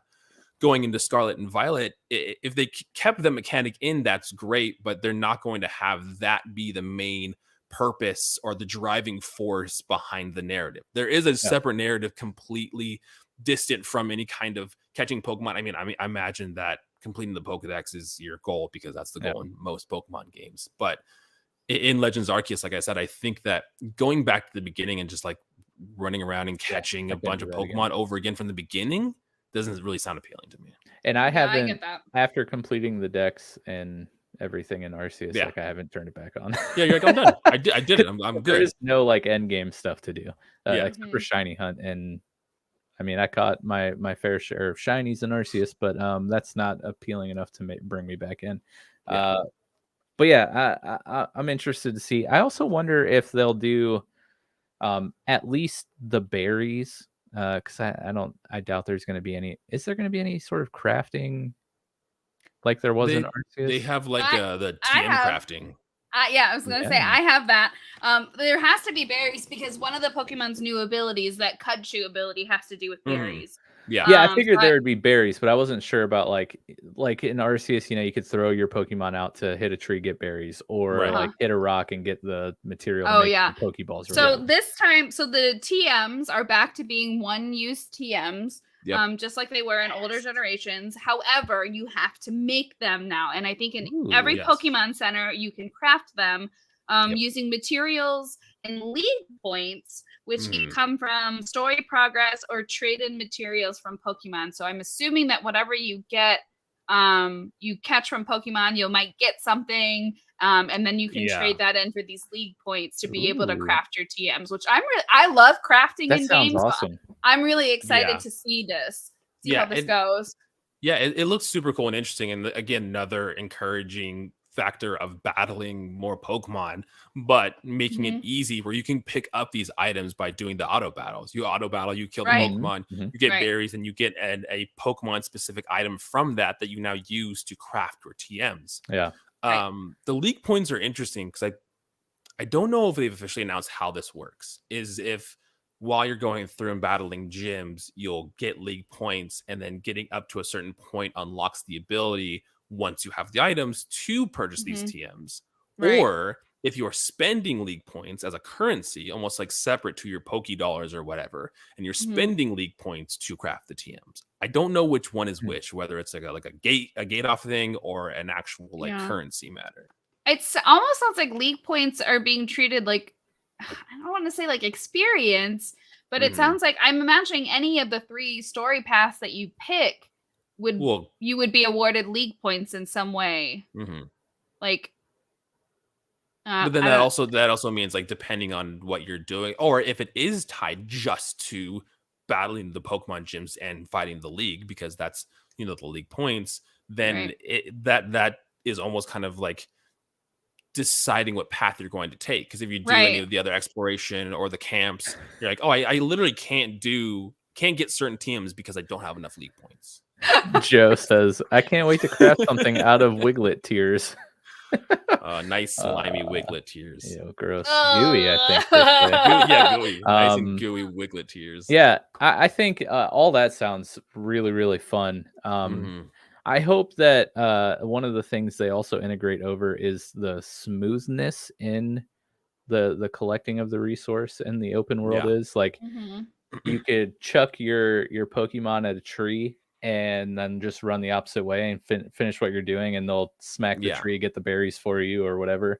And you don't have to like in Sword and Shield where you're like shaking the tree and sit there for like I don't know the extent of like the interactions between like trees or rocks or whatever, but I do remember in the trailer, if there is items on the ground, that same auto battle mechanic, you just have your Pokemon go pick it up. You just go pick so it you up. can walk the opposite direction and your Pokemon can pick that That's perfect. And the other thing I liked, even though I was complaining about the experience share and stuff, I loved how in Arceus like doing those gathering tasks with your Pokemon would get them experience. But yeah, so the other thing, of course, is the treasure hunt. What do we know about the treasure hunt? And is this alluding to something different than the Terra raids and everything else we've talked about, or is it describing that? So it's called the Path of Legends. It's where you hunt the rare Herba Mystica, which I'm not 100% sure what those are. But those herbs are guarded by Titan Pokemon, which are very similar to like Cloth. The Cloth. Very similar to those alpha Pokemon from Arceus. Yes. So I'm assuming they're like overpowered and big and angry. So that's a different, and there's a person, shoot, hold on, I'm gonna find his name really quick. A person that you can travel with. Did you literally just say his name? That guy. Yeah, it's Arvin. That's the one. Yeah. Oh, I found the map. There's a big, I don't know if you can see. There's a big swirling vortex in the middle. Yeah, that's not at all in focus. I want to know what's in there. Yeah. That being said, though, go download that image because it is like the highest quality image I've ever seen, because you can zoom in super close and it is incredibly clear. Oh wow. Nice. Yeah, I'm excited. Yeah, but I am really curious about that middle part, because in the most recent trailer that we saw, the very end was a shot of Miraidon and Koraidon flying out from the middle of that. So I'm really curious to see kind of what that has to do with kind of the narrative here too. So guys, I gotta provide an update here. This is what is going on behind the scenes. We have active GIF making. Can you put the Crab Rave song in the background and then animate them and like the Crab Rave song? That would be great. Yes. Put some like strobe lights in too. So stay tuned. Who knows? I hear Sandstorm. I hear them dancing to Sandstorm. Yes, that too. They are a rock Pokemon. I'm just saying. Makes sense. Arvin is. I took a little screen cap. I also feel like anytime that ability or that move is used, that song should play in game. Yes, I agree. He's an upperclassman at the academy, and he's good at cooking, but not at Pokemon battles. He's researching healthy recipes that help your Pokemon feel better, though he'll ask for your help when it comes to battling. So I think he's the one that you work with for this Path of Legends. So I'm not. That's really all that I found about that. Yeah. Is just kind of. So one thing I really like is the character designs in this game are really cool. Everybody's hair is so large. Everybody's hair is large. Everybody's hair is colored because it's a Pokemon. It's anime. It's Japanese. Everyone has to have colored hair. Which is how it works. But one of my favorite characters, I think, is Nimona. I think she just has a really cool design to her, and she's kind of being set your up rival, as almost isn't like, it? yeah, as like your rival for this generation too. It's really cool. I wonder, is she going to be like a real rival or like a friend rival? Like, are we going back She's to just like stepping on you as she's beating you? We're going back to like Blue and you know, Gary. What is interesting though is like the idea of like the champion or champion. Well, what they call it in this game is champion rank. So whenever there's multiple trainers that are qualified in the champion, like after you beat the gyms, there's now you can fight these other trainers that are champion rank. It's almost like if you watch the Climb Up Journey's the ladder anime, it's like the top 8 or the world championship is what they're doing, gathering trainers from all around the world and trying to see who's the best in the world. So it's going to be interesting to see what that entails with this whole champion rank kind of situation. I'm excited. I'm really excited. That does sound really cool. And then the other things I had noted down here, which are very small and not important at all, but they have this new camera app that seems to be pretty hyped in the trailers and whatnot. It looks like we have a little more avatar customization. I was going to talk about that. Yeah, it seems like that you can do a lot more, like eyes, eyebrows, lips, makeup. It does seem that there's extensive like wardrobes that you can do. That's where it gets me. I love buying clothes. That's why I did Sword and Shield.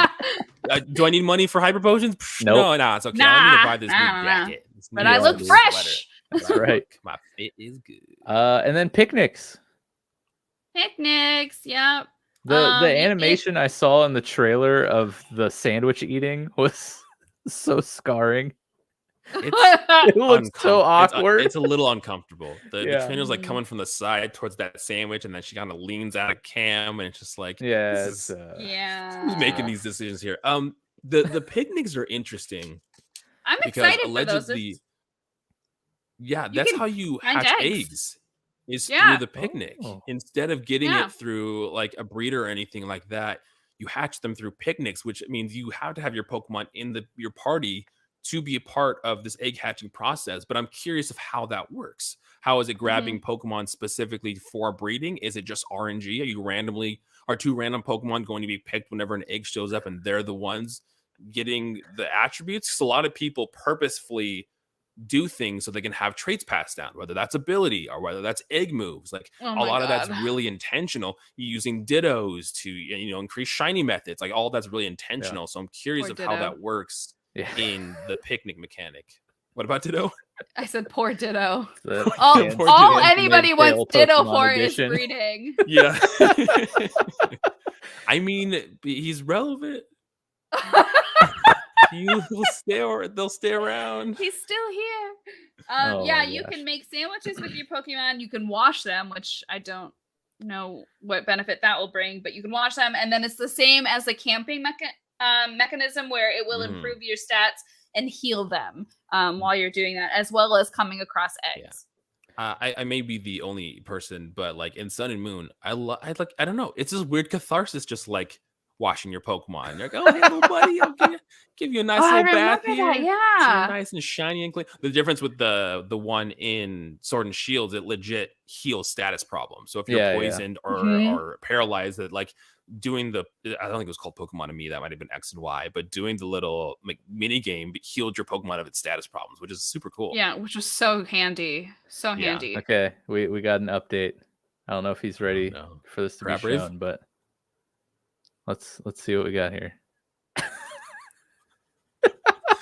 Is this all of what your wants and dreams were, Mike? Yes, coming soon to Showboy's Twitch channel. Oh my god. Spam your Clauf. Yeah, exactly. But yeah, that sounds sweet though. Interesting that's where they're going to contain the breeding. That might be a little awkward in the picnic scenes, Yeah, you're out picnicking with with and you're just like, this Pokemon are. Yeah, I mean, I can't help it, guys. I'm sorry, but that's just how it happens. A big difference from the older games is that you will no longer be challenged by other trainers. Super cool. It really yeah, interesting. you have to go up and initiate a conversation. They will not just like no battles without consent. Yeah. I see. Which I guess modern. makes sense, because if you think about Legends Arceus, hi, how you doing? If you think about Legends Arceus again, there's not like battling wasn't or at least battling trainers wasn't necessarily a big part. You did get some like ambush battles, but it was kind of narrative. It's like part of the story. And then this in an open world where you're kind of free to explore wherever you want, I can kind of understand being like hit by battles that you didn't mean to, or we locked eyes, whatever kind of situation. Just kind of hinder that experience portion of it. So I think how it was indicated was trainers will have like an exclamation point or a marker above their head showing that they are able to battle. And if you go and interact with them, then you will battle with them. But like you said, I'm gonna destroy some youngster Joeys. Make him cry. As you have Joe's keychain on your microphone right there. Love it. That's actually really interesting. I didn't know about that. But I do like it because there's nothing more annoying than like you're just trying to make it back to the Poke Center, or like you're just like, I just want to get in this one area because I'm really trying to catch this one Pokemon. I don't want to be bothered with a battle or whatever, and you accidentally like you thought you were like on the correct path, but you were one like pixel away from being out of the line of sight. Which, like I said, I think like works for linear experience, but kind of goes away and ends up becoming annoying and cumbersome in an open world experience. Yeah, see, Joe gets it. That's exactly what I was saying. Exactly. I mean, they modernized the battle mechanics. It's very good on them. He said good. Those were not consensual. I forgot that we have an audio version that people can't see the comments I'm putting up on the screen. So are there anything else mechanics? Oh, I forgot my favorite thing, the outdoor Poke Centers. I know it's like dumb, but I just love that there are outdoor Poke Centers. They're like little gas stations so for your little bike Pokemon that may or may not use their wheels for some reason. Go fill up Miraidon. That'd probably be awkward. That was such an involuntary laugh. Where do you put the nozzle? Yeah, exactly. Yeah, that's exactly. As I was in the middle of saying, I was like, wow, I don't want to be problematic. No, and I like how there is the kind of all of the it's Pokemon Center, Mart, and then there's 3 if I don't remember correctly. What's the third one? Why am I blanking? Is it? Oh, it's the TM thing. It's the TM. Yeah. There's the Mart which again, TM machine, technical machine. Really, guys, really game freak. You call it the TM machine? Come on. The technical machine. But I do like I like it being outside, and all 3 will be out there. It's not just a heal station. Nope, it's all 3 of them. Yeah. Oh, that's amazing. So anytime you see a Poke Center, which is good because now in exploring you'll see like the red or you'll see the center, and you're like, cool, I can heal, I can craft some TMs, or I can buy some items. Yeah. And were you were able to swap out your party on the go in Sword and Shield, right? Yes. Like you can do that here as well. The PC is with you at all times. I love that. I love that so much. So that was a good quality of life change. Because it also stops you from having like that like level 76 Charizard when everything else is 34. Yeah, let me just tuck you away real quick, buddy. Yeah. You sit this one out. But was there anything that we missed that you may have written down in your notebook there? I have a few things. Cool. First thing, we kind of touch on them. There's the 3 story paths. One is the Victory Road, which is your 8 gym leaders. Which the new thing is you can go after them in any order. Correct. So far, they have revealed 3 of the gym leaders. You have Grusha, which is the ice type. Apparently, he's a former professional snowboarder. He is using Titan. Then there's Brassius. He's the grass type. He's an artist, and apparently you have to find some Sunflora to be able to battle him.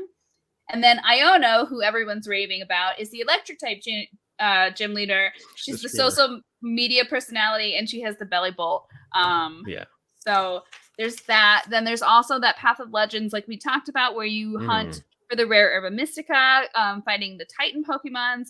And then finally, there's the Starfall Street, where you challenge Team Star, which I don't know, like, what what their thing's gonna be, but it sounds like they're saying that they're like a rival school gang of some sort. They have small bases scattered all around the region. So they're just angsty teens. Yeah, they have small bases scattered around that you go and fight. And so far we've met Mela, I'm assuming is her name. She's the head of I'm not even trying to say it, of some gang which use fire Pokemon. So I'm wondering if they're all specialized in different types of Pokemon. Which makes me think that there's going to be, multiples of this with the typings. And I almost think that there's going to be the typings that we don't get in gyms will get in I was just camp thinking battles. that. Yes, I was just thinking that. Oh, that's interesting. Because I wonder, we've got electric, grass, and ice so far. So, and then fire is going to be one of the star ones. So I'm really curious to see how that's going to go. So that's another one. And I think you can use that when you get to their base, you can send in your Pokemon to battle their Pokemon. And that way you don't have to fight everyone. That's like the main mechanic of it is you throw out the auto battles and you kind of fight waves of Pokemon to get to this final thing. We've seen that lots of times in the trailers, the big car that Mela stands on. Yeah. And then you battle her on that. Joe says, I hope their gang's like the movie Grease. I just want them to do the snaps from the Sharks from West Side Story. Yeah. I was going to say that. But no, I'm kind of assuming that the camps that we get are going to be the gyms that we don't have. It would be really cool if that's the thing, because then we kind of have almost all the typings in the gyms, which you never see. You always have to pick and choose. Obviously, Sword and Shield's workaround was to have two individual gyms from each swap. game. Yeah, there's gym exclusive games, which is cool too. We had never seen gyms exclusive to specific games, so it was cool that they. Oh, no way! That's pretty Sword and Shield each have a gym that the other doesn't. That's really cool. Yeah. Then I think that's almost all that I have. I do have 3 new items, all of which sound actually really interesting. I'm very excited about the new items that were shown off. There were 3 that I was able to read about in the Nintendo article. One was called Cover Cloak. They become immune to opposing moves' additional effects. So for Scald, you won't get the burn. Maybe. Or like a confusion you don't have a chance of getting confused, which is huge. That's huge for the meta, because speed control a lot of times, and like you were saying with Scald, cutting that attack in half, that's isn't it 30% chance of getting a burn. That's huge.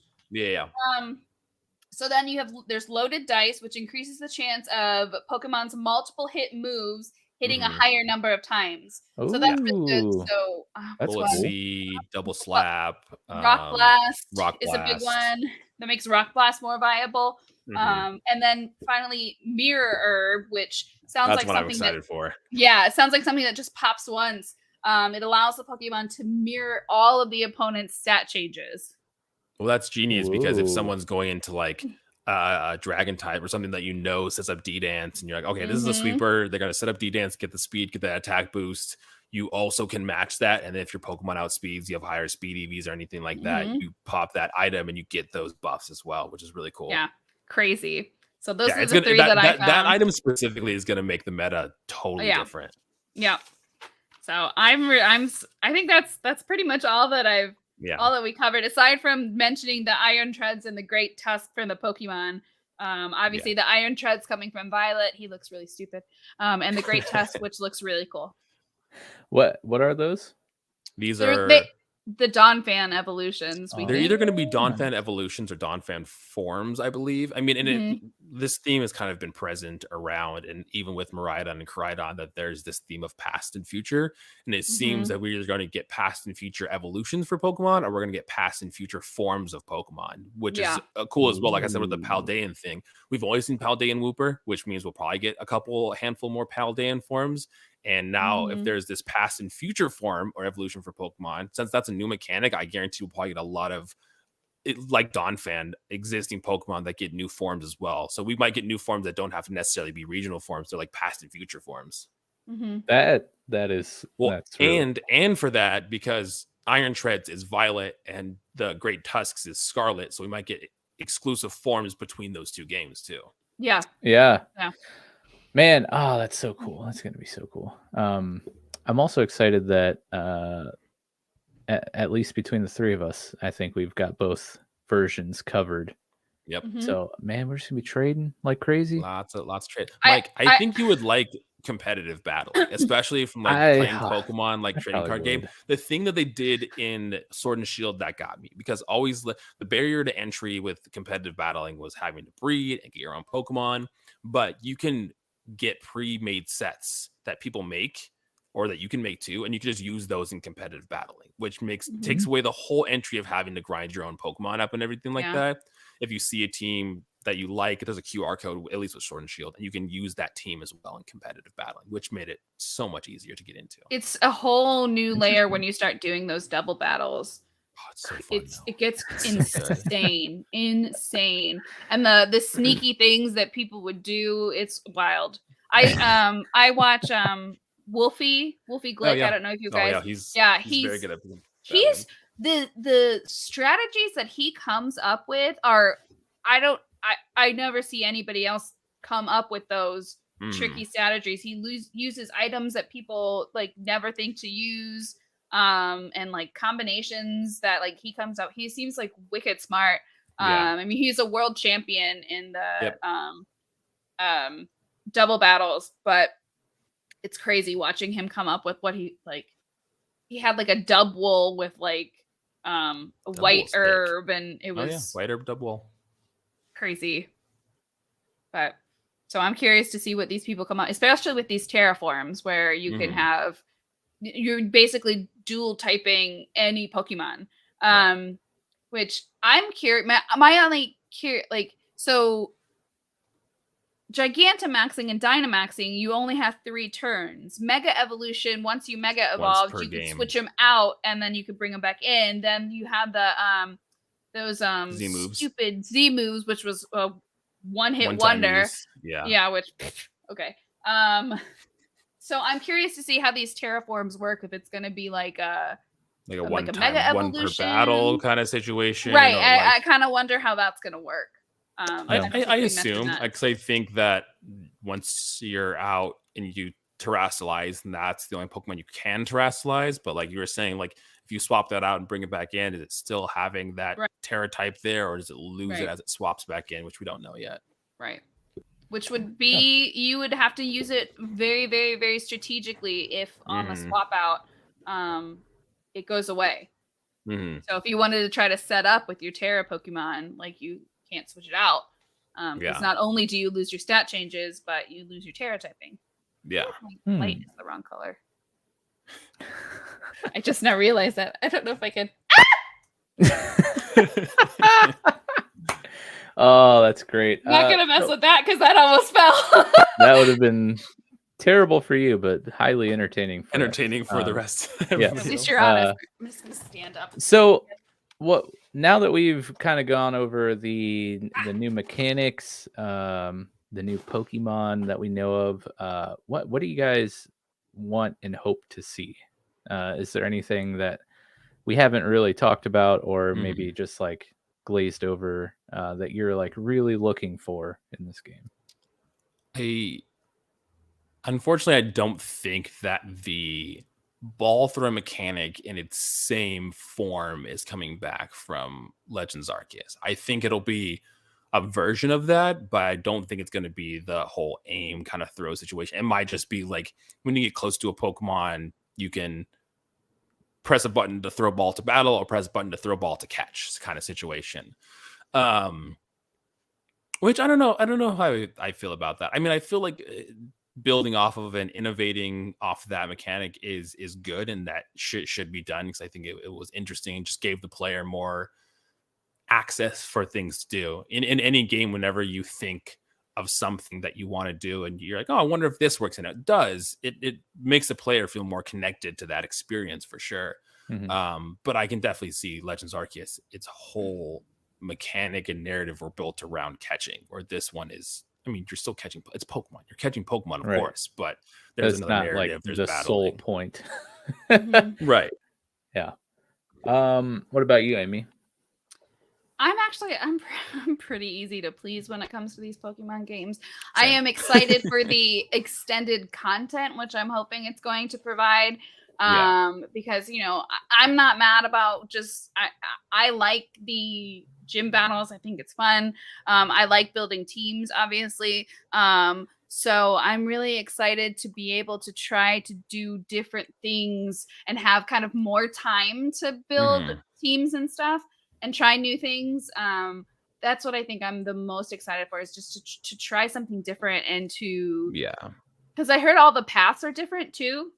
Like depending on which you pick to do first, like they take you in different directions and stuff. So I'm really excited to have I guess more Pokemon content. But like I said, I'm easy to please. I don't need them to break the narrative. Like I don't need this wicked innovation. Like I'm so excited with what they're giving us, but I would play it even if it wasn't an open world game. I'm in the same boat. You give me creatures, you give me devices to catch them in. I don't need much after that. Yeah, I don't need Zelda with Pokemon because there's Zelda. That's me. I was actually just talking to Neil about this today. I would get really frustrated.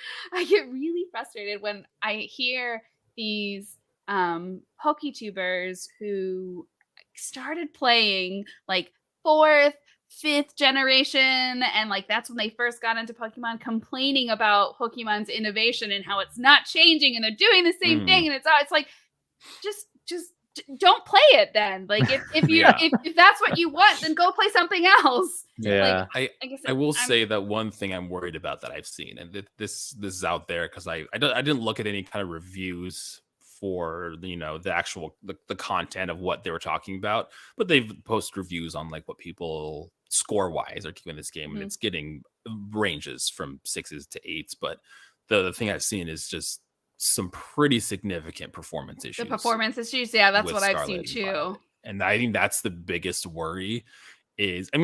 There are little things here and there. I think games have performance issues, but the little clips that I've seen are just they're pretty bad. That's pretty bad. They're that's pretty a pretty bad. significant. The Psyduck one floating around there is pretty. There's another one where egregious. A trainer's riding Koraidon, but the trainer model is sideways and its arms are going crazy like this while they're moving. No, it's gonna be like a Skyrim thing. That's just how you're supposed to look riding a dumb dragon that has wheels. Someone brought that up too. I don't know if throughout the years maybe it's just people, it's grown on people, but Skyrim glitches are funny, but when they're anywhere else, it's no, we don't want that. Yeah. Pokemon has historically delivered really good polished games where you don't have to worry about any of that stuff, but it sounds like it's suffering the same pains that any open world game has, because I think about all the programming that it has to do, and the programming in the Pokemon games alone, where it's not open world, has to be extensive, because you have all those different Pokemon, all those different moves. You have to account for the fact that people are going to import Pokemon. Obviously, each move has its own thing. Each Pokemon has its own animation. Doing that on top of the fact that everything's open world and you go wherever you want, whenever you want, that's a lot of computing power. Yeah, I see a lot of, and I'm not a game developer at all, so I don't know the exact complications between all these things. And I see people talking about games like Xenoblade and games like Breath of the Wild and games like Monster Hunter, which all of those feel very large compared to this Pokemon game, and even more visually appealing than this Pokemon game. Again, I don't know how game developing works. I don't know how difficult those two spectrums are. I've seen, actually, in lieu of this, I've seen a couple indie developers come out and say that developing for the Switch in general is a difficult task. It's difficult to develop. I've heard that too. I've heard that too. Yeah. The PlayStation and the Xboxes have been much easier to program for than the Switches. Yeah. So when you're throwing in lots of creatures, and these creatures having different moves and abilities and possibilities and different interactions that can happen, and when one move does a thing and has to affect a certain thing, and that has to make sense, I can understand, at least conceptually, how that can get a little bit complicated. Yeah, and it sucks, but I think that's not to make excuses, but that's not just a thing the new Pokemon games struggle with. That's there's lots of games that industry-wide agreed. disease. We see games like Saints Row that just came out that just was riddled with performance issues. And that's what they seem to be saying. Yeah. Fallout 76, they weren't ready. Yeah, Cyberpunk was a train wreck on release. Oh my god. Yeah, so I mean, it's not excusing anything because I think it's just an industry thing that needs to be improved. But it's not limited to just Pokemon. Yeah, that is a little concerning. For me, I'm just excited to see more new Pokemon. So far, what we've been shown seem to be like creative, unique again, but this is coming from someone who's basically taken a break since like Emerald. But like I don't know, like the stupid Vanillite Pokemon from that Sword and Shield? No, it's Gen 5. Okay, it's Black and White. Like that's literally like what I hate about Pokemon. But that's the thing too. You don't like Klefki? No, I don't like the Rotoms either. I think Klefki's cool because Klefki is like this. It's a sentient being, but the keys aren't part of it. It steals the keys. That's its lore. As it like goes around and it's a little like prankster ghost that steals keys. But I do like that's a little more possessed. excusable. Yeah, but I understand. There's bad Pokemon designs everywhere. That's the thing people need to think about because people will be like, oh, Vanillite in Gen 5, but then like Gen 1 has the best Pokemon. I was like, one of them was literally their Pokeball with eyes, and its evolution was just like flipped upside down. You're telling me that's creative? Yeah. That's not creative Right. at all. Thank you. This one's a rock with arms. Exactly. Many Another rock with they're not all four bangers. arms. Yeah, this one's just a different looking rock, but it lost two of its arms. The only thing that makes me mad, are the dragon Pokemon. Dragon Pokemon are my favorite Pokemon because dragons are just the best of all times ever. I don't want another skyscraper dragon. Please don't give me another skyscraper dragon. Are you a fan? I'm a fan of this Pokemon because I think he's cool. Are you a fan of Grandpa Dragon? Drampa? I love Drampa. Okay, He's good. so great. I love Drampa too. He's freaking adorable. Also, normal dragon is a cool type him. Oh my god! What even are words tonight? I can't think of the one that I did like the ghost dragon. Is it the pseudo for Gen 8? Oh my gosh. Dreepy Dragapult. Got it. Dragapult. I love Dragapult. Dragapult's yeah, so I cool. love Dragapult. I love him, but what is this? I don't even remember the name of the skyscraper Pokemon. I'm so dumb. Duraludon. Duraludon. Oh yeah. Dumb one. So Joe said this a few minutes ago, and I forgot to put it on. Sorry, Joe. He says, "I think it would be sweet to incorporate online battle leagues, and that's where the league points come from." That would be interesting. That would be interesting. Well, you used to be able to get battle points, and you could buy like specific items, like rare items. You could get in Sword and Shield. Yeah. Ah, yes, I do remember that. Couldn't you like also pick them up in the wild area somehow? Some of them you could, but some were locked behind battle points. You could get them through transferring and storing Pokemon at Pokemon Home. I think too. That's how I got. Oh, maybe I don't know. I just know like ability capsule and like that like the most of the mints you had to buy. That was all through battle points. BP. Yeah, battle points that you got from either battling other people or going through their like towers. Yeah, and this will have home support, I think, coming next year or in the next couple months or so. It's not on launch, which is normal. We didn't get home support for Sword and Shield right away either. I imagine that has to be integrated, so it makes sense. Yeah, I'm hoping. Sorry, go ahead. Oh no, I was just gonna say, cool regional forms, and like Jared was saying, like this I'm gonna call them chrono forms, like the past and future forms. Made him sound so cool. Yeah, you're welcome. That's free, Game Freak. You can have that one. Next one, I don't know. But yeah, I think I always loved new takes on existing Pokemon, so I hope we get some cool regional forms. Me too. And some cool past and present, whether they're new evolutions or pre-evolutions or just new forms. What this Pokemon would have been like 300 years ago or something. I don't know. Because we kind of got that a little bit with the Legends Arceus. Hey, there it is again. Put a counter of how many times we bring up Legends Arceus in this almost as many podcast. times I've cleared my throat on mic. Can I ask you? Can I ask you guys a question? What have been your favorite regional forms so far? Ooh, Alolan Ninetales, hands down, it's one of my favorite Pokemon ever. I love Alolan Ninetales is a good shout because Alolan Ninetales is like a pretty good Pokemon. Can you see this? I don't know if you no, but I remember Alolan Ninetales is on the top, and then the Kanto Ninetales is on the bottom. Nice. I love like Alolan Ninetales. As soon as you just had another one for Arceus. That was a mainstay on my PLA team. And that's where I fell in love with Alolan Ninetales. Such a cool Pokemon. Good typing too. Yeah. Ice and Fairy, Ice and Fairy. So cool. And I was going to bring up the Legends starters because at least conceptually, it's cool to give starter Pokemon new forms. I wish that they all would have had that treatment. That first, middle, and last stage would have all been a little different. Like a Hisuian Cyndaquil, a Hisuian Quilava, Hisuian Typhlosion. Like they all had that treatment. But it's still cool that we got their final Evos to be different. Yeah, that was that. Yeah, those were really cool. What about you, Amy? Oh, so 3 of my favorite Pokemons from the first generation were Ninetales, Arcanine, and Rapidash because I loved all 3 of those. Good with all of those getting new forms. Yeah, so I've been spoiled. I really loved Alolan Ninetales is probably one of my favorite just because I love Ninetales. Hands down, I have a huge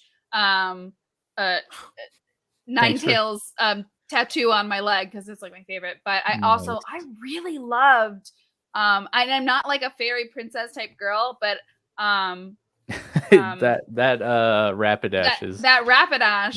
What's the region? Galarian Rapidash. Yeah. I just thought it looked so cool. It was so neat. And it was so good. It was a really good Pokemon too. It was fast. So it outsped most things. Do you remember the announcement of Galarian Ponyta? It was the 24-hour live stream of the forest in Sword and Shield. Yeah, I remember that. And at the very end, there was a glimpse of Galarian Ponyta. It's rude. Yeah, for it to be so long. I really like forms are great too, but I like Pokemon getting evolutions that normally don't. Like Quillfish getting an evolution. Like I think Quillfish is underrated, and we've seen a lot of Gen 2 love from Legends Arceus, and with this game having Giraffe getting an evolution and Wooper getting a regional form, like there's a lot of Gen 2 love going around. Gen 2 gets forgotten a lot, I feel like. I actually the worst one. Just got the overkill in Pokemon Community game. They just added that into the spawn table, which is really cool. Is great. Yeah, he's really cool. He's like a mine. He's like a mine. Yeah. Basculegion was really cool. Oh yeah, love Basculegion. Like Basculin. Not anything to write home about. But no, absolutely not. Literally the definition of mid when it came to Pokemon, but it getting an evolution, and its evolution, like it's like lore was cool. Like Basculegion, like the death of the Basculin became like the Basculegion. Oh my god, Cursula and Corsola. Yeah, love Cursula and Corsola. Corsola is one of my favorites. I did not like Corsola, the original one, because it was pink and I had to hate everything pink. But Cursula, oh my god. Yeah. And Corsola was even a good competitively better than its he was. What was it? You got Cofagrigus as well. His the Runerigus. Runerigus. His was really good too.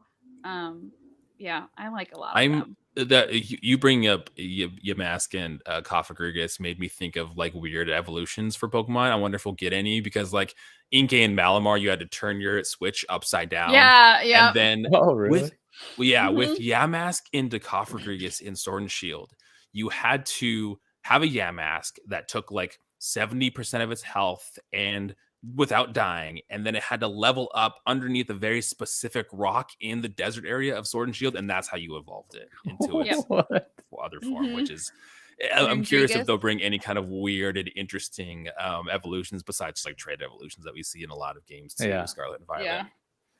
It's such a different experience playing Pokemon now when I have friends that play it, because when I was younger, I had nobody to play it with. So I never got any of the trait evolutions. Never can get an Alakazam. Yep, never, ever. Yeah. Same. Nope. Also, hunting down those link cables, 90% of them just didn't work half the time. Yep.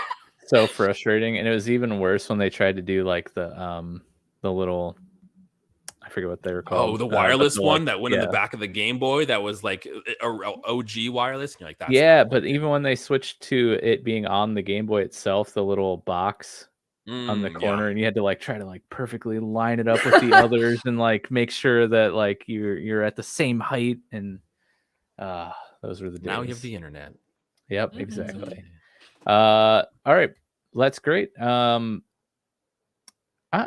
think I'm just excited to see. I'm excited for more Pokemon. That's like what I mean, that really is just the crux of the I had seen a TikTok, and weirdly like made me emotional. It was this guy, and he was like, "Oh, I put 1,000 hours into Pokemon," and it was the line from surprisingly Night at the Museum, and he's like, "Oh, like I don't know what I'm gonna like do tomorrow," and it is with Rob Williams, and he's like, "Isn't that exciting? Like, how exciting is that to like not know what you're gonna do? Like, that's exciting." It's like, yeah. Oh, that's cool. It's cool for me too, because so I have like 3 kids, and 7, 5, and 1. And the 7 and 5-year-olds see me playing, obviously they see the Bulbasaur on the desk. Even my 1-year-old, when she comes down here, she's like, Bulba, and like wants to hold Bulbasaur, and like when I give it to her, she hugs it and she'll like give it a kiss and stuff. And she'll just be running around upstairs and be like, Bulba, and I'm like, oh, you're my favorite, but don't tell her. But no, they'll see me playing on my phone or on the Switch. Well, it's a game that you can play with your kids. Yeah, but they're like, they like it. They watched a little bit of the show and they liked it. They like Pikachu. They buy me like for my birthday and Christmas and stuff, like Pokemon Funko Pops behind me, and they're becoming aware of it. And on top of that, they're becoming interested in playing the Switch. Like they play a lot of Just Dance, but they also have we have a couple Paw Patrol games that they are learning to like move characters around and use controllers and stuff. So it's like on the verge of being able to like actually introduce them to Pokemon and let them play a game that I grew up playing. That's so cool. That's such a cool like feeling too. Yeah, and it's I mean, it's like it's probably the same thing like, if you played sports and your kid starts to get into sport and the sports you played. But I grew up playing baseball, and none of my girls have any interest in anything athletic. So this is the next best thing for me. And I think, it doesn't matter if it's like movies or books or gaming or sports, but like just being able to connect with your kids. It's just another way for you to connect, which is really cool. And they'll go, and when they're on their podcast talking about the other Pokemon game, they're like, I remember when I was playing Pokemon Scarlet and Violet was my first ones with my dad, and it's like those are memories, It's just, I don't know why. Maybe it was like the whole Ash like winning thing, but I was like, Scarlet and Violet made me really reflective for some reason. It's like, Pokemon's great. Like it's so good. After 25 years, the 10-year-old finally became champion, man. Yeah. But yeah, it's just exactly being able to share something that you're like super passionate about and really enjoy doing with your children is awesome. And I know like not this podcast just turned into like Kitty. Is that the one that the emote is in Discord? Yeah, she was screaming in the background, so I didn't know if you can hear her. She's my little pommy. I heard something. It's so fluffy. Oh my god. So fluffy I could die. I wish I could show you guys. I got Scarlet. Speaking of Scarlet, I keep spelling Scarlet wrong when I talk about this game because my dog's name's Scarlet, but I spell it with K instead. Scarlet. Come here.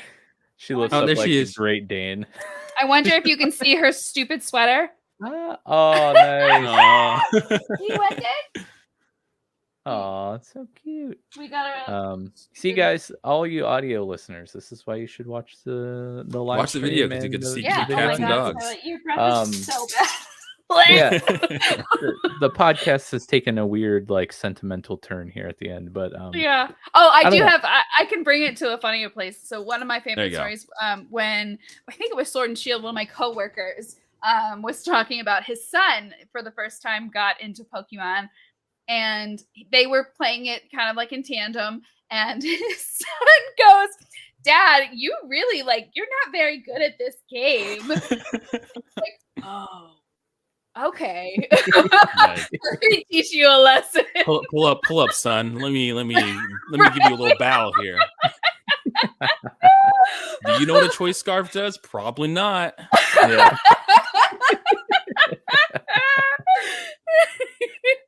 That was one of my favorites. And that day, a lesson was learned. Right, exactly. That's okay, awesome. all right, this is what we're gonna do.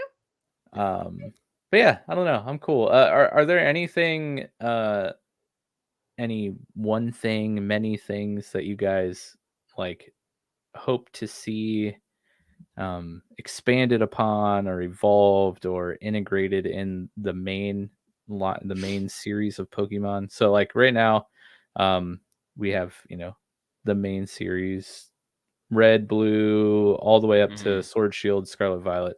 And we had this recent branch off into this like side stuff with Legends Arceus. I think if they continue to do the Legends games, like it will be its own thing off to the side here, and we'll still continue to have these, yearly or bi-yearly main series games. But are there kitties? Oh my gosh, so many cats. This is mine. Are there any things that you'd like to see integrated, improved upon, evolved, or whatever in these main series games? I mean, I talk about being a simple man when it comes to Pokemon. The catching and the Pokemon are really what I like love. grinding. Yeah. But it would be cool, and we got it a little bit in Legends Arceus, even though it still wasn't like super great, but an interesting twist on a narrative that maybe isn't necessarily just like evil team bad, Right. Like I said, Legends Arceus, we got a little bit of that where it was like you're this random person and you're trying to help this town, and you can see Jubilife City grow as you're opening the Pokedex, and there's twists and there's turns, even though not anything crazy. You're not gonna get like Last of Us Part 2 of emotional depth from a Pokemon game. If you're expecting that, you're coming in with way too high expectations. Game. Yeah, exactly. But it would be interesting to see them kind of pivot into a different narrative direction than just that. And maybe that's what the Legends games are. Maybe with these other games, I know they did it a bit with like the Mystery Dungeon games, try to make an interesting, more sentimental narrative. But yeah, it'd be cool to see that.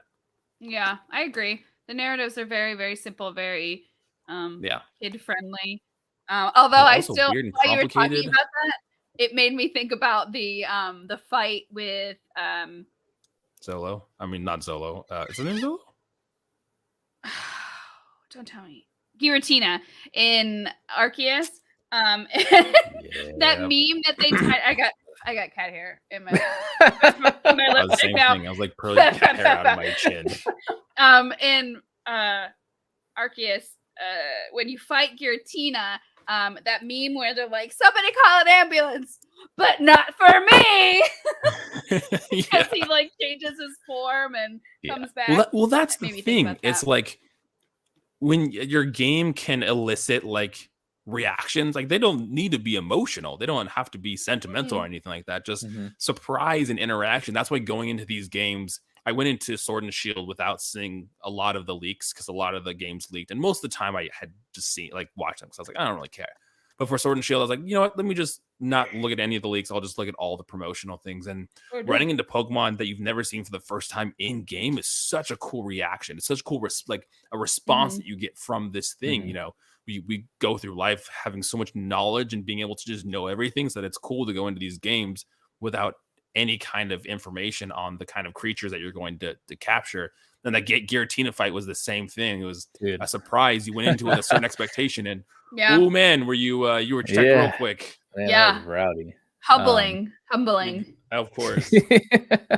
Is there anything you specifically dream of in the main series, Amy? living in the Pokemon world. Dude, it would Just be so VR. cool. It would be a VR Pokemon game. Dude, that'd be cool. Yeah. Yeah, it would be Um, interesting. Never mind. I'm about to interrupt you after I asked you a question and didn't even let you answer it. that doesn't matter. Yeah. So, anyways, go ahead. Sorry. What was the question again? Yes. Is there Is there anything anything like you like a dream thing that you would love to see added or improved upon or evolved in the main series? I think it would be really neat to be able to see to have all of the worlds connected and kind of see how they fit together, and have a game where you can kind of go through all of them, because they all hold like a special place for me. Some more than others, like Kanto.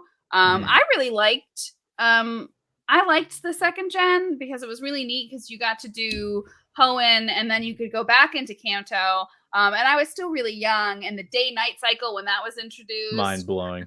Yeah, I would only play it at one time, and I'd be like, "Why am I only finding Hoot Hoots? Like, I'm finding nothing else."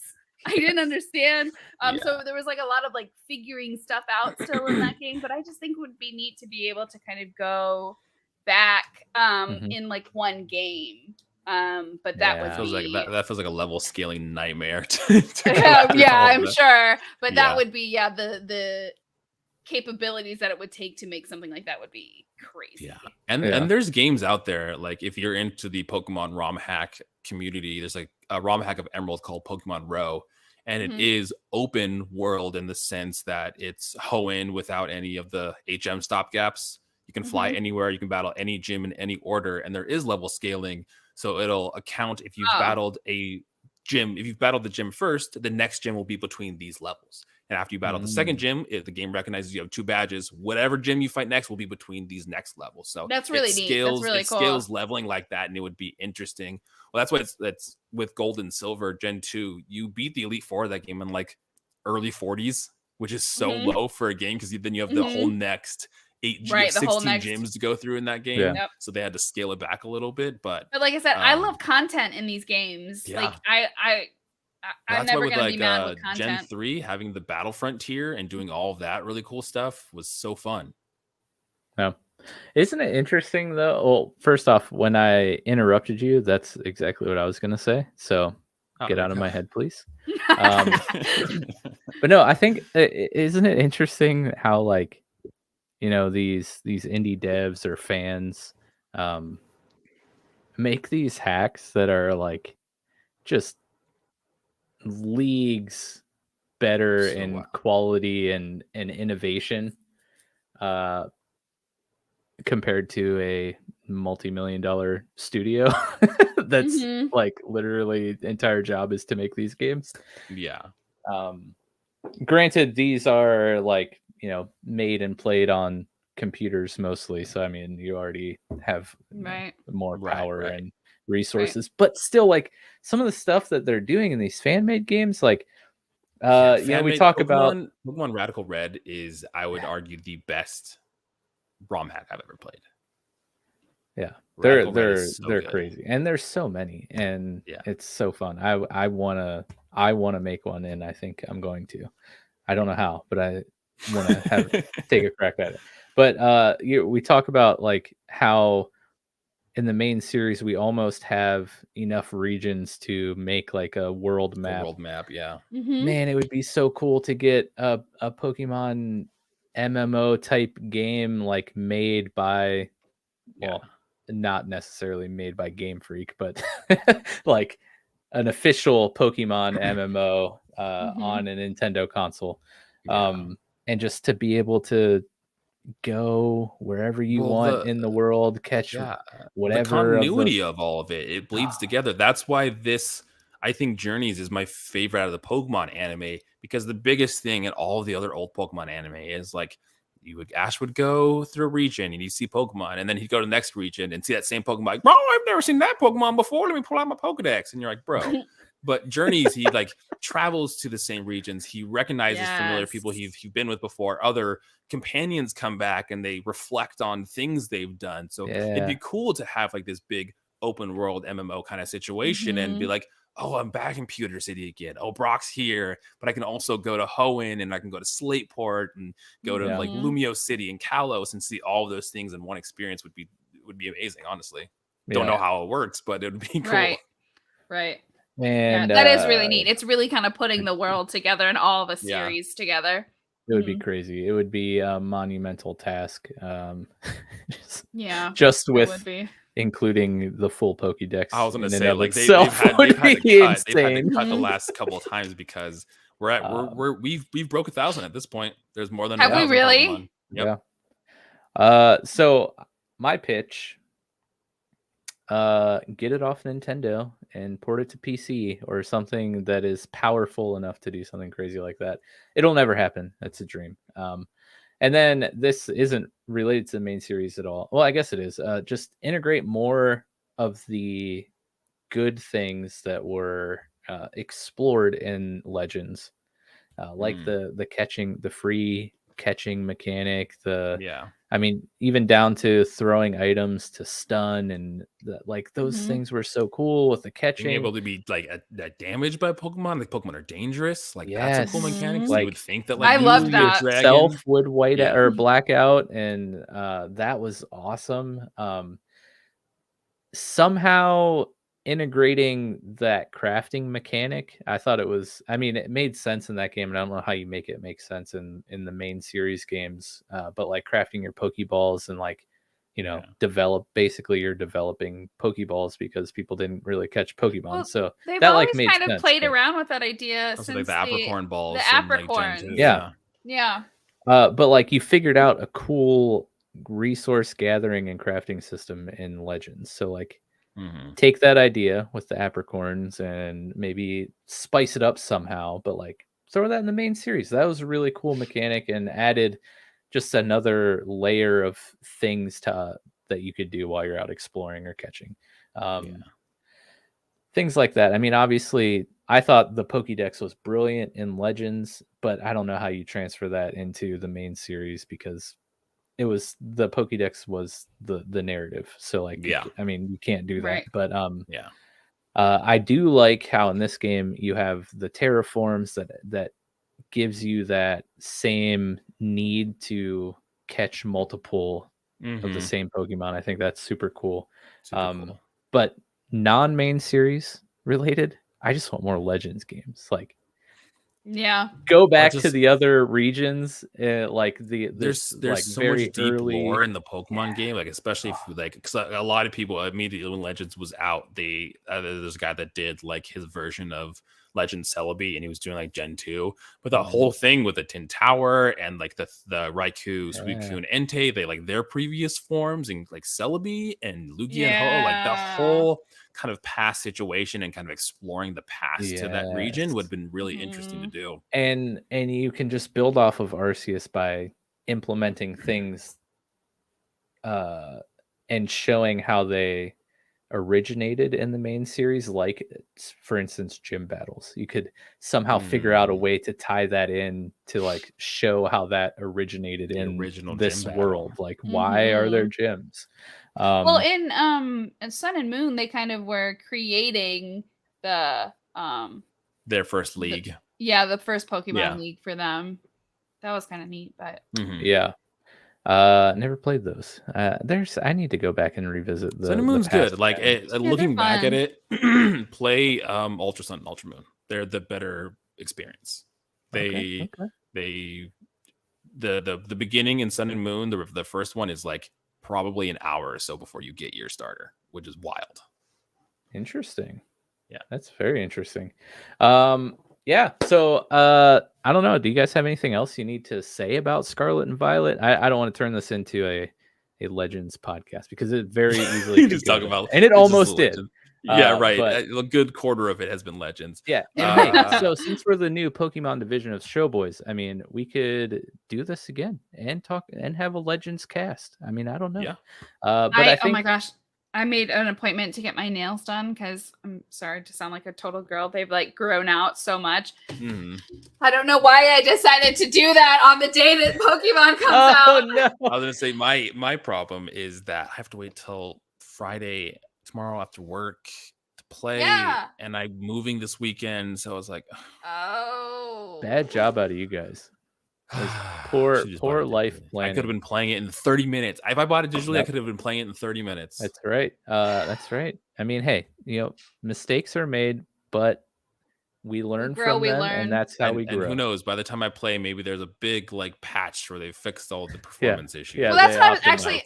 I was gonna say that I'm hoping that because now it's going to be released, maybe there is going to be some kind of like upgrade or update to the servers that maybe will help with the performance issues that they've been having. Fingers crossed. But is there anything else you guys want to get off your chest before we wrap up here?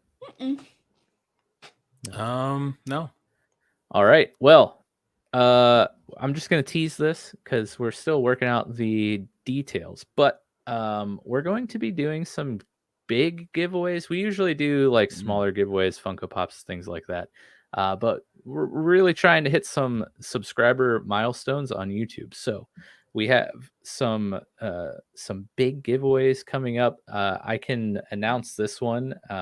At 500 subscribers, we're going to give away, I mean, depending on when that happens, like whatever the like big hyped up game is at the time, or we'll do something where, you can just pick a game of your choice and we'll get that for you.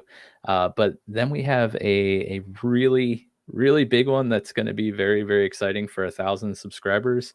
I don't want to announce it yet because we haven't secured it, but it's going to be, yes, it is a Tesla. An all-paid expense vacation to the Bahamas. Yes. If you listened a couple episodes ago, we're really picking up the slack with the patron perks and now the giveaways. I mean, our top tier patrons now get foot massages by Dad the Cap. So just imagine that, but like 100 times better for a giveaway when we hit 1,000 subs. Wow. But you'll want to, keep coming back, and in the coming weeks, I know next Thursday we're off because Thanksgiving. So I'm not. Oh my God, that's I am week? like a hard, terrible like person to work with, and like really put these people at Showboys like nose to the grindstone at all times. But I'm showing a little mercy and letting people enjoy times with their family next week. And then that's rare. I'm still trying to get Nick to like come back on the podcast. A lot of crunch happening at Showboys. It seems like got to get it done. I understand. It makes me happy I'm in Georgia. Yeah, I mean, hey. Although, how am I going to get my foot massage? That's true. That's also true. I don't know. You'll have to get with Jeff. He might travel. I'm not sure. But yeah, stick around so you can learn about the giveaways. I'm excited for them, and you guys should be too. Which reminds me, if you're not subscribed yet and you're still listening, you come back every week, just hit that subscribe button. Lets you know when new content comes out. It's free, doesn't cost you anything, but just lets you know when we put out new content. Jared, please tell people about Play Along Podcast, because I love the concept of your podcast. It's so cool. Well, thanks, man. Appreciate it. So Play Along Podcast, which you can find anywhere you listen to podcasts, just Google Play Along Podcast. Ours is now like the first one that comes up when you Google it. But our show, what we'll do is we play through games in kind of like a book club format. What we'll do is each one of us will take turns choosing the game. Myself and my other two co-hosts will then get that game, and we'll kind of break it up into sections, and then each week kind of talk about that section specifically. And we've done so many different types of games. Metal Gear Solid, we've done Zeldas, Pokemon. We have a playthrough of Pokemon Brilliant Diamond and Shining Pearl on there. And I did a Nuzlocke, and I named all of my Pokemon from fellow podcasters and friends of the show. Yes. It was a roller coaster of a playthrough. And like Mike said in the beginning of this, we're currently playing through Papers, Please, which is an interesting concept of a game for sure. But yeah, let's play along. Yeah, go listen to them. They're great. They had a really cool series on Disco Elysium. Oh, Disco Elysium was really good. Yeah, if you're interested in that game, go check it out. It made me buy it. I still haven't played it yet, but because of your podcast, I did buy it. And yeah, I enjoyed the Quarry. Mm-hmm. That was a good It's one. funny that you bring up both of those because literally the curse of our show, which I mean, if you listen, that it benefits you, is that we buy a game for the show and it usually immediately goes on discount, which happened with the Quarry and Disco Elysium. So hey, come listen to the show, and if there's a game that you want, listen to us play it or recommend it because it'll probably go on sale the second we buy it. So there you go. Perfect. That happened when I streamed Mass Effect. I started the original on Game Pass and was like, holy crap, this is like borderline unplayable. This is so bad. I got to get the Legendary Edition. Was it that bad? Oh, it was hard. You weren't playing the Legendary Edition. Oh, yeah. I see. Yeah. So I went and I bought the Legendary Edition for half off, which I thought, well, I was like, oh man, this is great. I got a steal here, $30. This is gonna be awesome. And then like a week later, went on Game Pass. Yes. Gotta be kidding me. Yeah, that's the Game Pass curse for you. We did a playthrough of Danganronpa, the first Danganronpa game, and it's the same thing. I bought it on Switch, I think, and then it came to Game Pass like a week after that, and I was like, oh, that is rough. And then of course, Amy's one of our streamers that partners with us, Peaceloveames on Twitch and YouTube. And you will be streaming Scarlet? Yes. Ooh, nice. So make sure you tune in to her channels. They are featured channels on our Twitch and YouTube channel. So if you aren't following her, you can either search Peaceloveames or find her channel on one of our channels. My cat has a little egg and she's actually getting into her little egg. Oh my god, she never gets in it. My cat's the same way. I have a cat tree, and like I said, we're moving right now, super tangent right now, but she loves the boxes and never has touched her cat tree. She'll sleep in all the boxes. I'm like, bro, there's a box on the cat tree. Yeah, it's literally on there, bro. Oh my god. Dude, that's hilarious. So savor those moments because they're rare. Oh no, I made eye contact. She's gonna come out of it now. You ruined it. She's like, oh, she's ruined it. Abort. Yeah. Lastly, we just had a crazy Dungeons and Dragons session last Sunday, and I'm still in shock because everything I thought I was playing for has been flipped upside down, and now I don't even know who I am. So literally and figuratively. So go watch the replay videos of those. They're on our YouTube channel, Showboys Gaming. They're so fun. Yeah, they're fun to watch too. I had popped into one of the streams just randomly, and like Mike was being attacked, and he was like on the verge of death almost. I was like, oh my, what's happening here? They get pretty crazy, and our party is pretty crazy too. And I feel like we always do like the least expected thing, and it probably really sucks to be our DM. So sorry, Joe. Yeah, he was saying all the stuff he has to prepare for now. Yeah. Yeah, so our next one I think is probably the first Sunday of December, so stay tuned for that. Yeah, go subscribe, follow all these lovely people, and yeah, we'll see you next week. Have a good one. Good night. Peace out.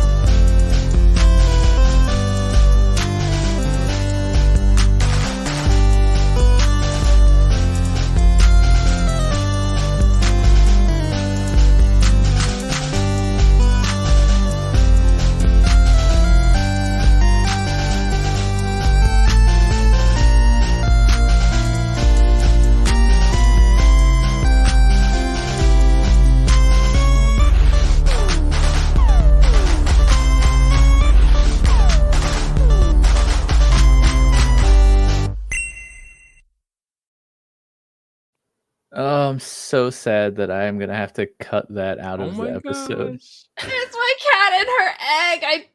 I don't want to move it too close. What are you cutting out? What are you cutting out of the episode? That intro and outro.